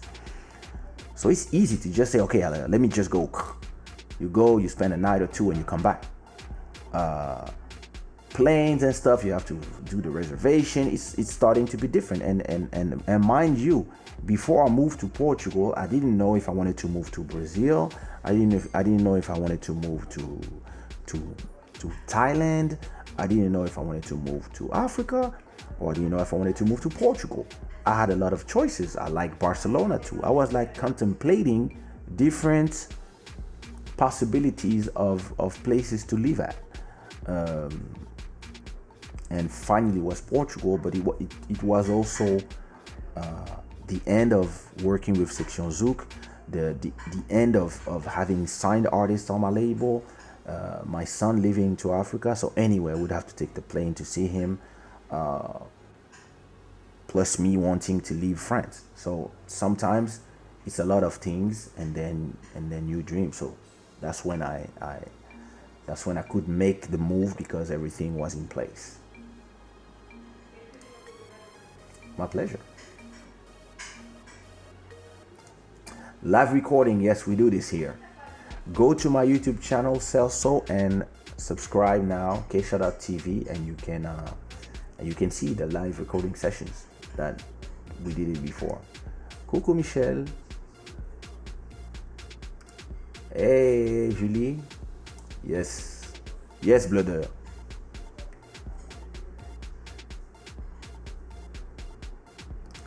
My, when you have kids and you're married, moving countries is stuff. Listen, when you have kids, you can only move country every 10 years. maximum, like right now, I'm not moving countries when I have one kid speaking French, the other one speaking Portuguese. I'm not moving countries, and I'm cool here. Maybe when she's 10, we can think about moving countries. The only thing I'm moving is apartments. My next move now, in the next 2 years, I want a bigger apartment. Everything else, I'm cool. Ultimately, as a creative, especially in the music industry, it's so important to have a supporting partner who can understand your hustle. And it's hard. It's not everybody who can. Like some partners really understand, and some partners are scared. Right now, if you're in the music industry and you've been struggling for the past 3 months and making no money at all, if she has a job and she's providing now, she might be urging you to get a job. But how you get a job when everybody is unemployed and unemployed? And it's gonna get worse, guys. The economic crisis that is coming, it's not gonna be for the faint of hearts. It's gonna be serious. Like, there's gonna be more job lost, and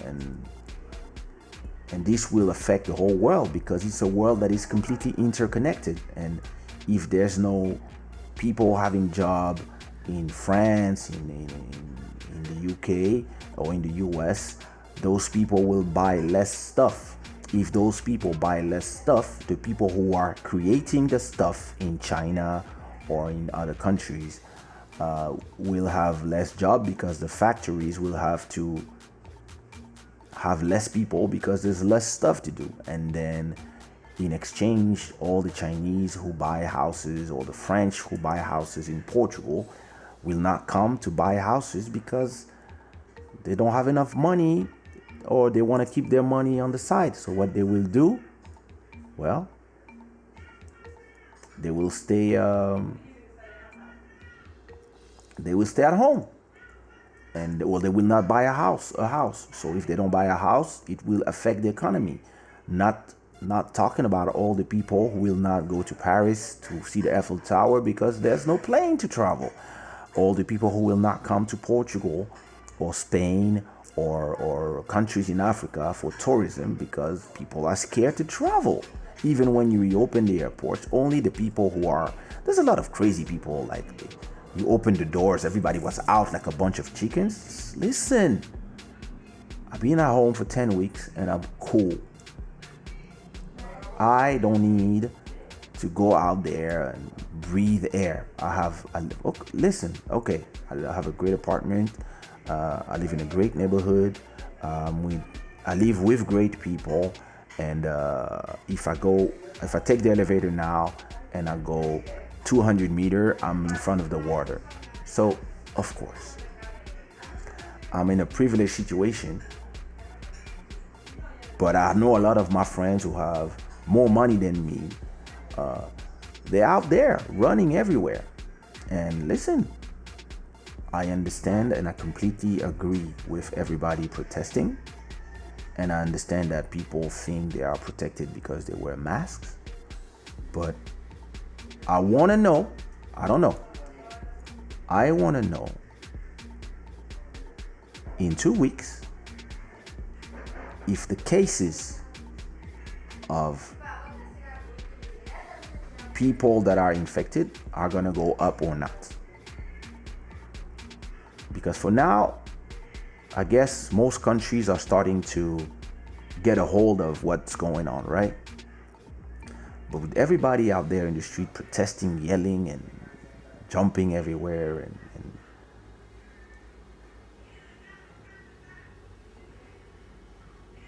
this might create a second spike, a spike. I don't know, so I don't want to say stuff that will come bite me in the ass tomorrow. But we don't know, and so we have coronavirus, protests around the world, economic crisis coming. 2020, thanks. You were a great year. Fuck, you were an amazing year. Like, great entrance in this new decade. Damn.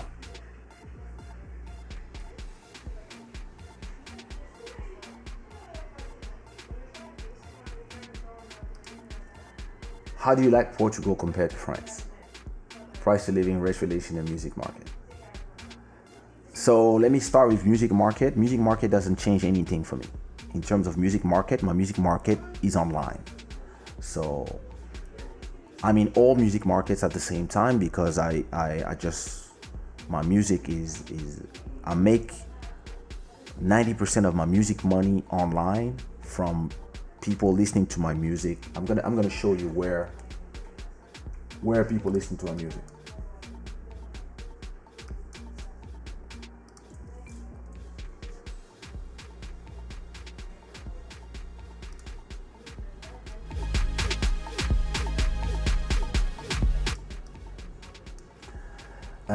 What was I saying?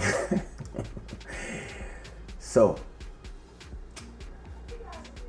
where do I see? Oh, there you go. This is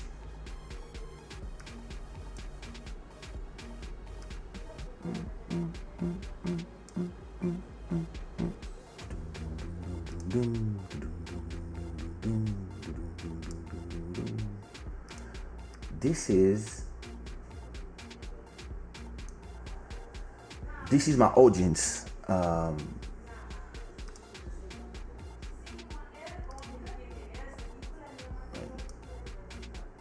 me add myself in here.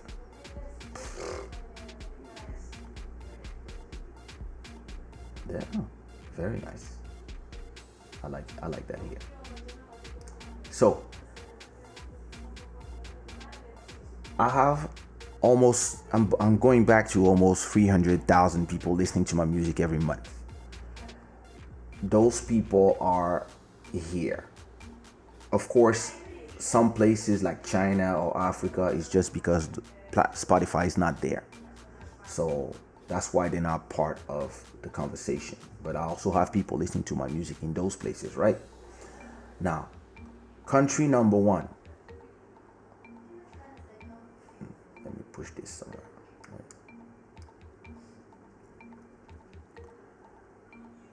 Top countries.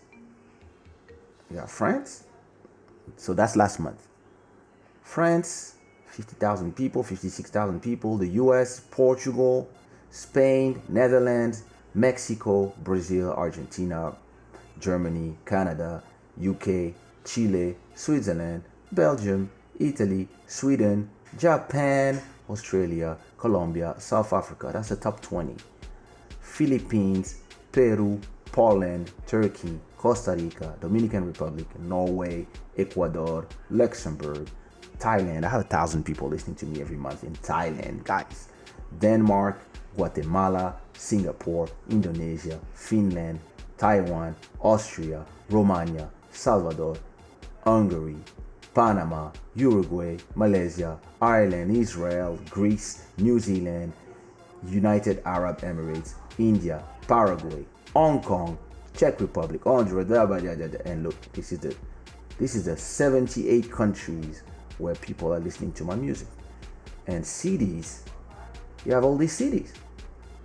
Paris, Lisbon, Amsterdam, Montreal, Santiago, Rotterdam, Buenos Aires, Madrid, Mexico City, Porto, São Paulo, Lyon, Barcelona, Zurich, London, Utrecht, Bordeaux, Lima, Marseille, Rio de Janeiro. That's just top 20.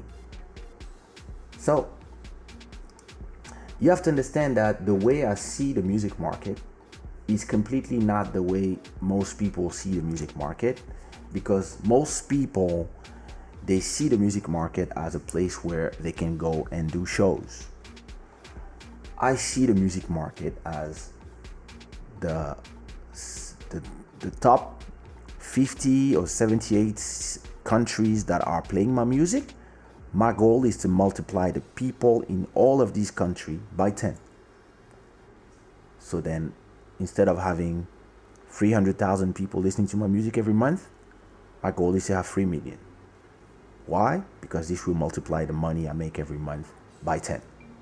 So I'm not really in Portugal for the music market as a performer. I did that already. I performed in Portugal in every city of this country 10 times. I performed in France in every city of that country 10 times. Brussels, Belgium 10 times. Congo 10 times. Not every city, but Kinshasa a lot more, and Lubumbashi. The US, I've been there. I've been everywhere. As a performer, my job is done. Not meaning that I don't want to do shows anymore, but I did enough shows as a performer to it's like I drank everything of the dream of I want to be on stage to perform. This is done. I'm having more fun having conversation here, creating something, creating a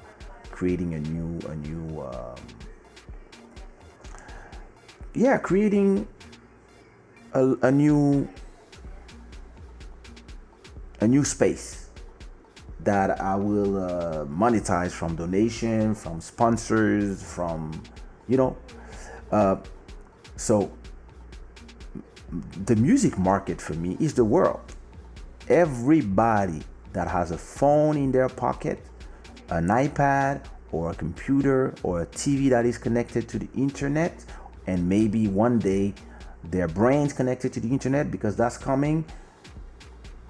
This is the music market for me. So I didn't come in Portugal for that, because I come in Portugal because of that.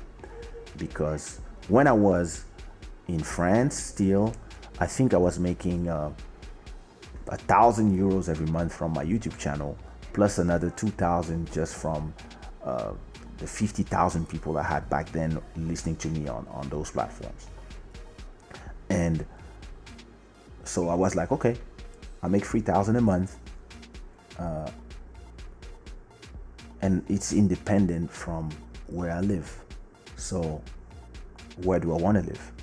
And I was thinking, Brazil, it's dangerous at some and it's big, but I love São Paulo. I love that city, but that's so huge, and there's a lot of crime. I don't know. But at the same time, this could have been a great market for me. So I was thinking about it. Really, I was like, Bangkok. I love Bangkok.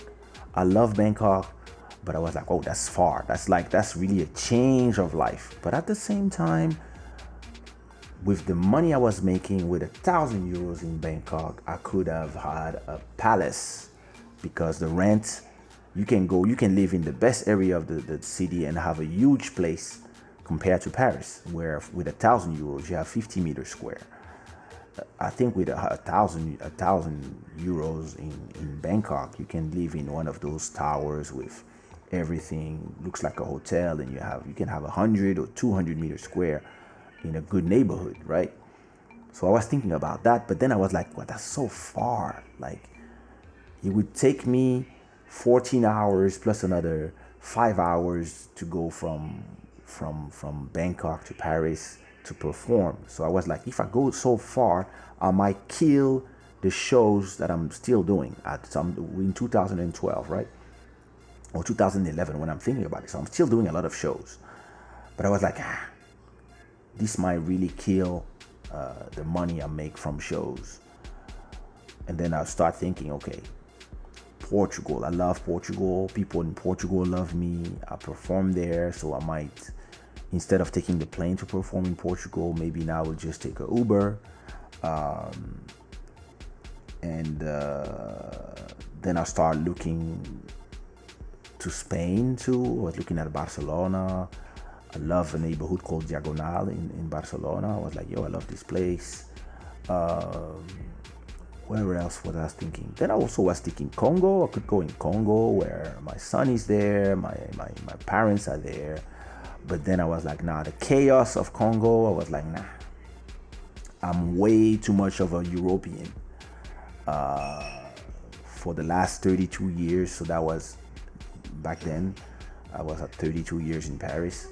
And I was like, I've been in 32 years in Europe. I'm used to so many things that I don't know if for a big house and whatever, I can let that go to Congo.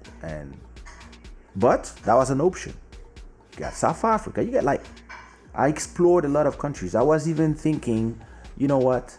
Let me go live. Let me find a small apartment in one place, and then I just travel 1 month everywhere. I do 1 month in Miami, 1 month in Brazil, 1 month here, and then I come back to wherever is my place. But then I had a conversation with Nelson Freitas, and I was like, oh, you know, I'm thinking about moving to, I don't know where, maybe Portugal, maybe this. And it was like, oh, listen, I'm thinking of moving from Rotterdam to Portugal. I was like, oh, why Portugal? And we actually were having the same thought. Me and Nelson, we think alike for a lot of things. And we had that conversation, and she was like, oh, and he was like, listen, next time you go to Lisbon, I have a friend, and she has apartments that she works at the company, and if when you look for an apartment, you can talk to her, and maybe you can visit some places. And I had a show in Portugal in April 2012, and so I called that woman, and she just came and she told me, oh, I have something amazing to show you in front of the beach. And I was like, okay, let's check it out. And so it was an amazing apartment, brand new, with a huge terrace of 70 meters square. It was a 1-bedroom apartment, so I was not sure, but amazing neighborhood, new building, 4-kilometer walk from the beach, with the sea view in the horizon, and a terrace. Like, the terrace was bigger than the apartment, so you had, and it was like on the roof, so it was a penthouse. When I saw the apartment coming from Paris, I was like, this is gonna cost like 3,000, 4,000 a month.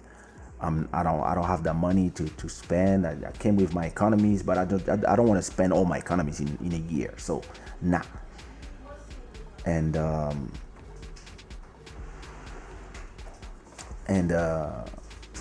so after visiting, I was like, oh, I love this place, damn. And I asked the person of the, oh, let me show you the apartment. Let me show you. Plug the phone. Oh, wait.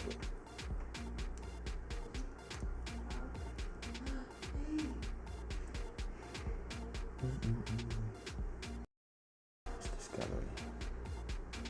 Wait.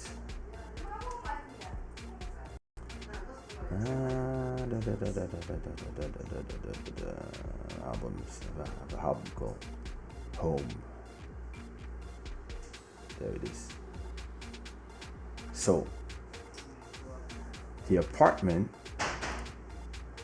was on the top of this building here. See?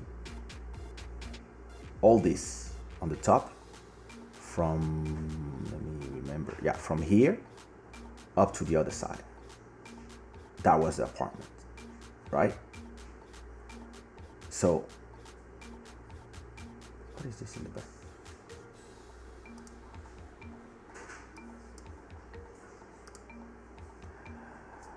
And so that was the view. You cannot see, but you have like, there's the view from the bedroom. You had the sea. This in the horizon, that's the sea. And so let me see if I have my terrace. I had a video of the terrace. Let me see. That's when I designed this table that I'm using right now. That was my design that's me. That's my drawing of the table that I wanted to use. And this is the guy creating the table in wood and then painting it. And actually everything that I still have, I moved from the old apartment to this one, and that was the final design. This is in the old apartment, but wait, I have a video. That was a terrace. What? So wait, I have a video. Wait. Let me see if I find the video. No, that's my new neighborhood. That's where I live now. And I live wait. I live here. That's in front of my house. So, but that was the new apartment. This is the new apartment. But the old one, I have a video somewhere. Let me see. I don't know why I cannot see the video. But look at the terrace. That terrace was crazy. And I don't know if yeah.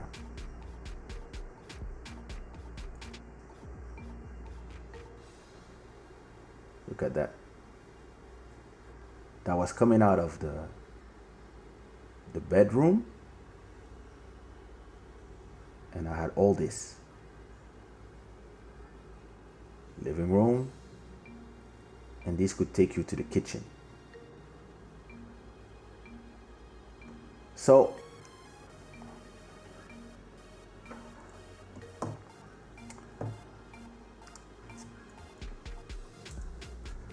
imagine that I was like, this is gonna cost an arm.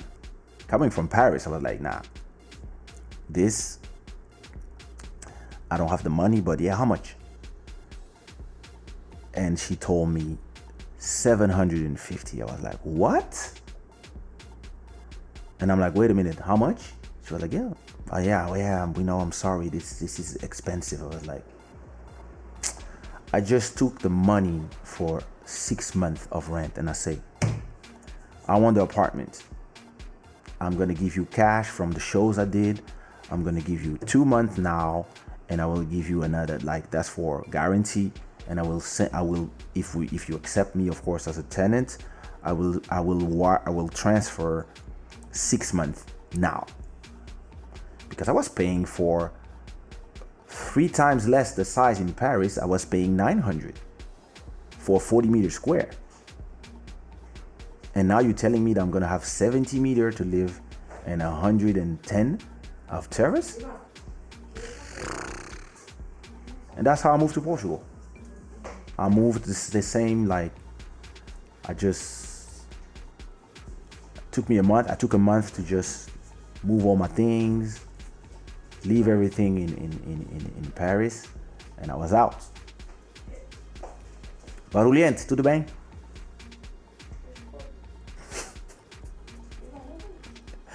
Vas onde? Hã? Ah, ok. Até já.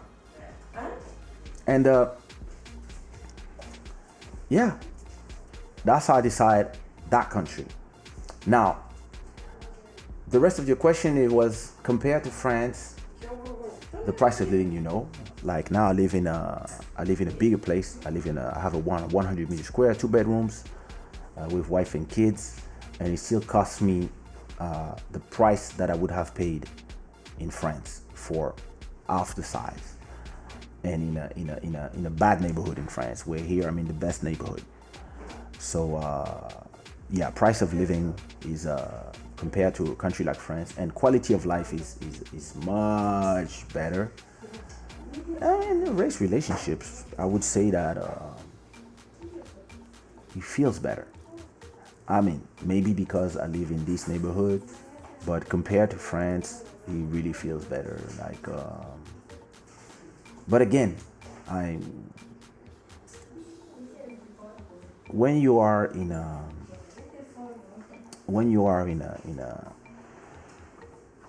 I would say when you make the money I make, you cannot race relationships is something that is a point of view of each person. If you live in the ghetto and you're trying to find a job and you don't get it because of your skin color, you are not in the same conversation as somebody who can come and in any neighborhood and say, okay, I'll pay the rent for 1 year. Of course, everybody's nice with you because you have money. So it's a question that have multiple answers for everybody. It really depends from who you are, where you live, and how much you have. When you have money, everybody's nice to you, even the racist people, unless they're not sure, of course, or unless they are really those who hate you for real and they have no idea why. So I tend to be very realist with this. Issue not having a house. I like apartments.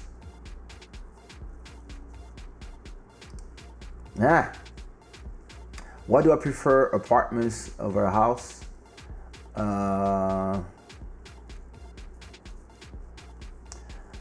I feel more safe in apartments, unless my house is in a closed neighborhood. I like to be high up there. That's maybe because I lived in France, where there's a lot of people that are entering your place to steal your stuff. There's a lot of burglary in France, so I have used this idea that I like to live up there. In Congo, we have a big house, but we have security, we have police, we have police that are in our door, because my dad is a politician, so it's a different conversation. But even like I never feel safe when I'm on rez-de-chaussée, rez-de-champ, on the ground level. I don't know, I never feel safe. But that's me. Would I live in a house? Maybe as a secondary unit where I can spend holidays. But yeah, I'm an apartment guy. I'm a city rat. I'm a guy. I like to be in the city. I like neighborhoods with a lot of building, with high rise. Yeah. I'm a guy that if I had the money, I could live in Manhattan, no problem. A lot of people prefer having a house far. I'm a guy. I like apartments. That's my style.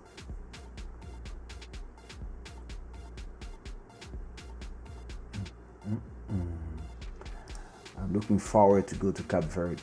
Yeah, bro, I'm going with you. That's all I know.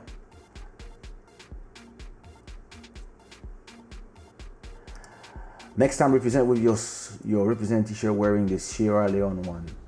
Oh, thanks a lot. Did I already put it in the new website, the Sierra Leone? Let me see. I'm wondering. I don't even know. Let me see. Sierra. There it is. Yeah. I'll wear that. I have to do a new version. I have to do the cap. I have to do the cap too.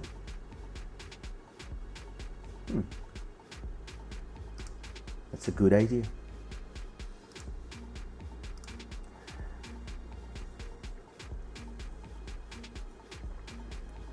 Malcolm Beats.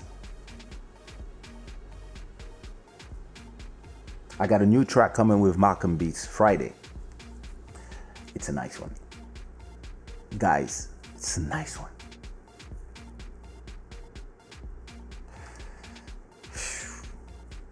Bro, that's super scary. That is super scary. It is super scary. Like, with everything that's going on right now and everybody having justified emotions of rage and despair and a need for change, I know a lot of people, and I've seen a lot of images of people who are not, people, and because they opened the economy because they don't want all these countries to fall and become prey of China. But a lot of people think that because things are reopening, it means that the pandemic is over, and it is not over. And listen, I know I've seen that in July, the airports are opening, but there's going to be a lot of people who, there's a lot of people in this world who are careless, and they care more about their freedom than about keeping everybody around them safe. And I'm sure there's a lot of people who will be like, oh, spend 3 months in the house, I don't care, I want to travel. And you just need a few of these people to start traveling here in Portugal, everywhere where there's a beach, Spain, Croatia, Africa, and everywhere. People don't remember this is how this whole shit started. It started when you only had like a few hundred people going all around the world with the disease. This is how we got there. And I really feel that people don't realize that we can go back to square one, back to quarantine. And at the same time, I understand.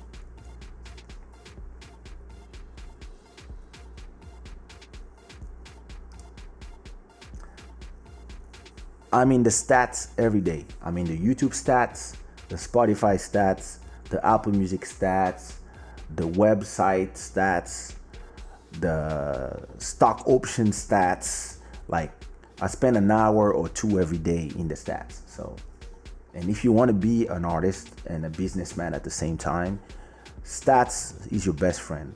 Content is king, data is queen.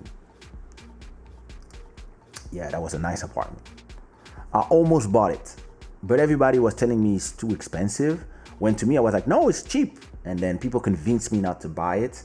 And yeah, because the Portuguese people were seeing from their point of view of 300, that was too much. And today it would cost $1 million. But hey, it is what it is. What up, Jubaido? Yeah, Paris, Paris is a city that I love. I will always love Paris. But I think the people from Paris give me stress. The people, the media, the French media give me anxiety. And the people give me anxiety. A lot of people are angry.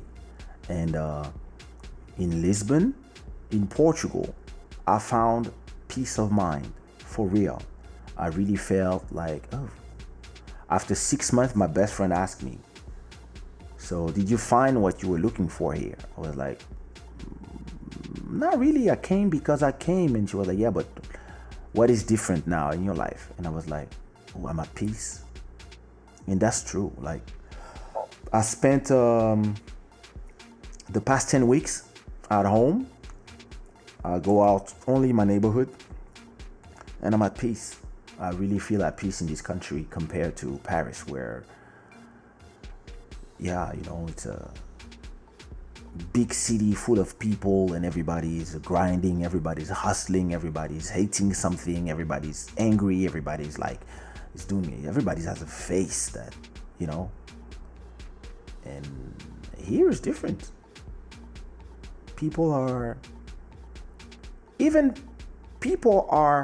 way more poor than the French, and the French mock them all the time.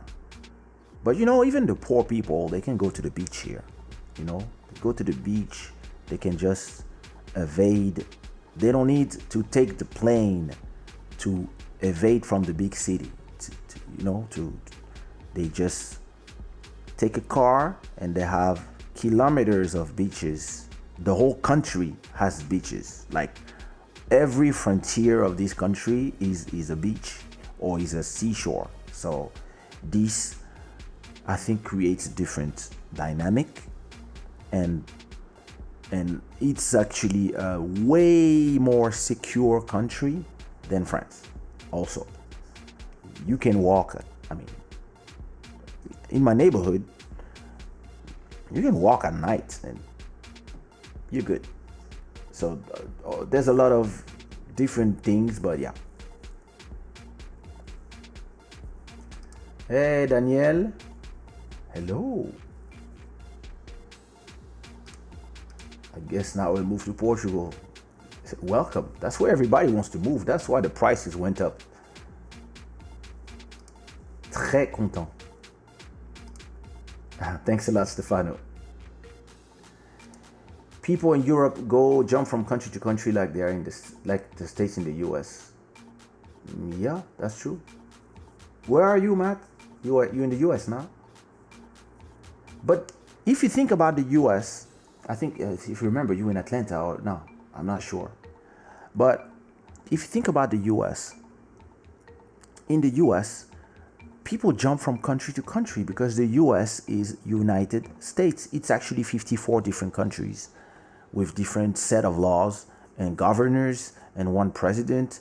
And that's a big country, but it's like Europe. It's a continent with different countries. So Europe, if the European were, if they could, because they're the old continent, they don't want to change stuff, but they have one currency. It's just that they have so many different languages. But if they decided that everybody in Europe has to speak Esperanto, French, English, whatever they decide, and they decide that the next generation and everybody has to learn one language, which is the European language, and people would jump from country to country the same, because you can move from France to Portugal. You don't need nothing because you are a European citizen. I can move tomorrow to Hungary or to Ukraine or Ukraine is, I'm not sure Ukraine, but I mean, I know those countries. When I go, I don't need a passport. I don't need a visa. All these countries where you can go live in Italy, you can go live in Spain, you can go live in Belgium or Holland, Netherlands. Sorry, it's the same thing more or less. It's just that the languages are different, and people still have the idea of the national. Because all these countries are the old countries, the old empires. So of course they don't want to let go their thing to become a big block. But yeah, you just move from one place to another easily in Europe. Tell me real quick, what are some countries in Africa that consume a lot of zouk and kizomba beside the expected lusophone and French country? Yeah, I would say the lusophone one. Angola, Mozambique, São Tomé and Príncipe, Guinea-Bissau, Congo, but it's more rumba there, but they consume a little bit of zouk. Senegal, I mean, listen, everywhere I perform, they knew my songs. So I would say Africa as a whole, but if you really want the country that really listen to it like crazy, it's Angola, Mozambique. But then in Africa, there's a lot of people that are moving with their music, so it's I would say everywhere. But the Palab countries, of course, like it's really where.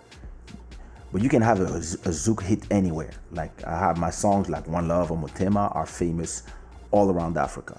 So and I got people everywhere. So it's just that we don't have the stats because people don't use those platforms. You are right about Paris. I share the same opinion. Where are you now, Julie? Are you in New York? Are you in France? Hey, what's up, AJ? Yeah, I'm sorry. I'm super early, but don't worry. I will have next Sunday. I will do a late night session, and maybe tomorrow. I'm gonna find a day because, of course, everybody's in different places. I will have a daytime shows, but I will also have some nighttime shows. Some midnight or 1 a.m. stuff when my daughter's asleep. Like I will do that. I don't know when in the week. Today's Monday. Wednesday I will be at the same times, but maybe Thursday night I will do a night session, or Sunday night. We'll see. DJ Kaluji. Je refuse de tout expliquer en français.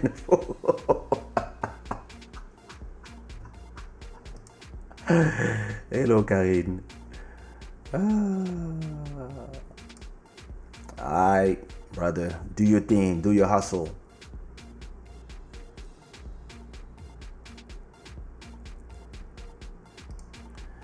Didn't realize how poor people are in Spain until I start going to see my artists. We think of Europeans are being wealthy.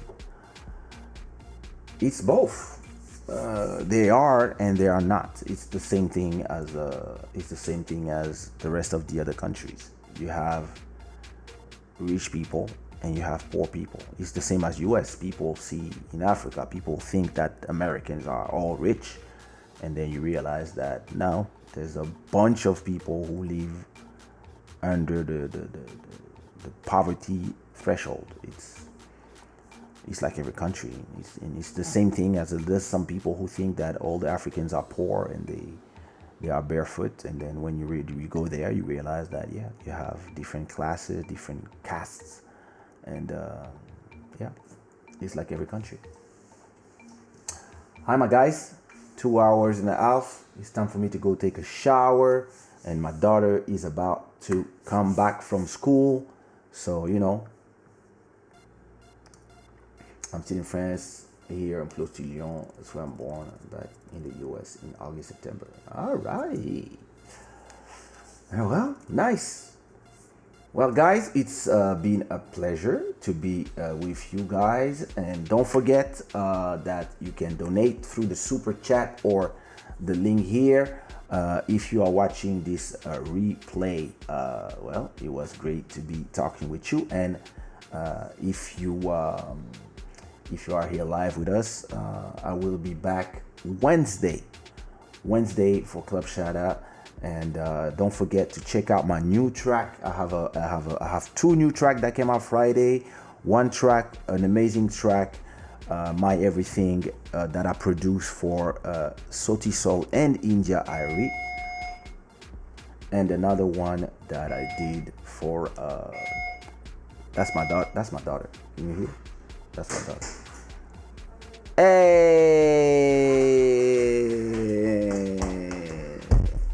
Hey, long. Come on, friend, just go.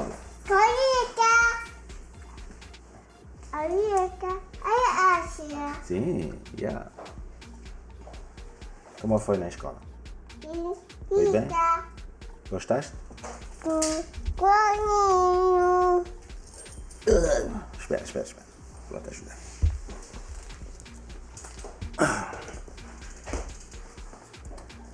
Yeah, so as you can see, it is time for daddy duties. I used to think that the original French auntie, used to think that the original from France. Maybe you think about me. You used to think I was from there. No, Congo. Anyway, guys, it was a pleasure to spend some time with you. I will see you on Wednesday with Olga Kornikova, and I will let you with my new song. I will let you with my new song that is called I know what you were the other one. No, I'm gonna play the new one. I'm gonna let you with my new song called Keep on Rising, and I will see you next Wednesday around these times, 2 p.m., 3 p.m., who knows. All right, so see you then, and until then, thanks for passing by. I want to do a big up to Isasha, Anna, Mike Kizomba, AJ, Maguima, Mike, Music Feelings, Jean-Claude, Mickey, Future Sound Beats, Olivia, Madalena. I want to say Matt, thanks for the super chats, Maria, Harmonico, Moto Music, Umar, Emmanuel, Juju, Rodunet. I will see you at night, and it's always a pleasure to be around you guys, and we see each other Wednesday. This was Club Shada. Big up to the Club Shada gangs. You have any question, you have subjects you want to discuss, make sure you use the hashtag on Twitter, or we talk about this the next time. So have a good day, and see you Wednesday. Bless.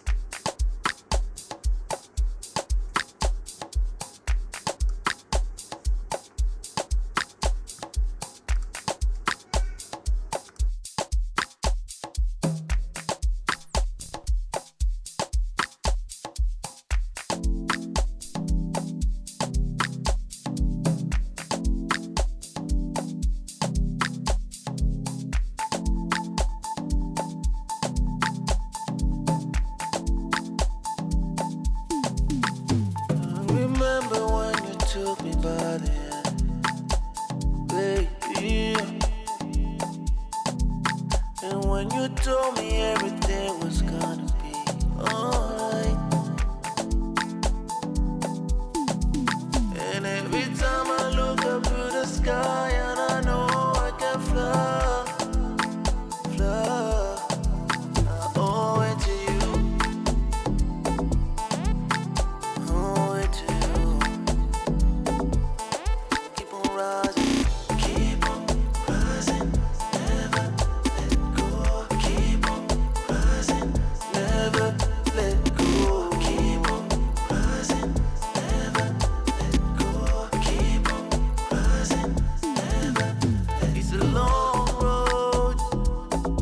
It was never gonna be always funny, but as long as we got each other, somehow I know it's gonna be. Oh, every time I look up in the sky and I know I can fly, I already know I'll wait to you. I'll wait to you. Keep on rising, never let go. Keep on rising, never let go. Keep on rising, never let go.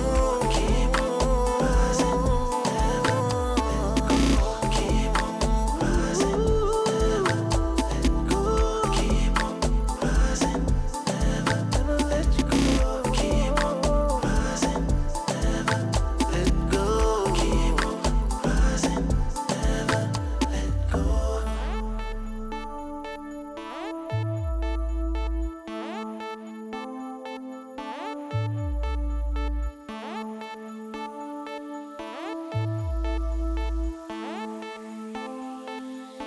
You gotta keep on going.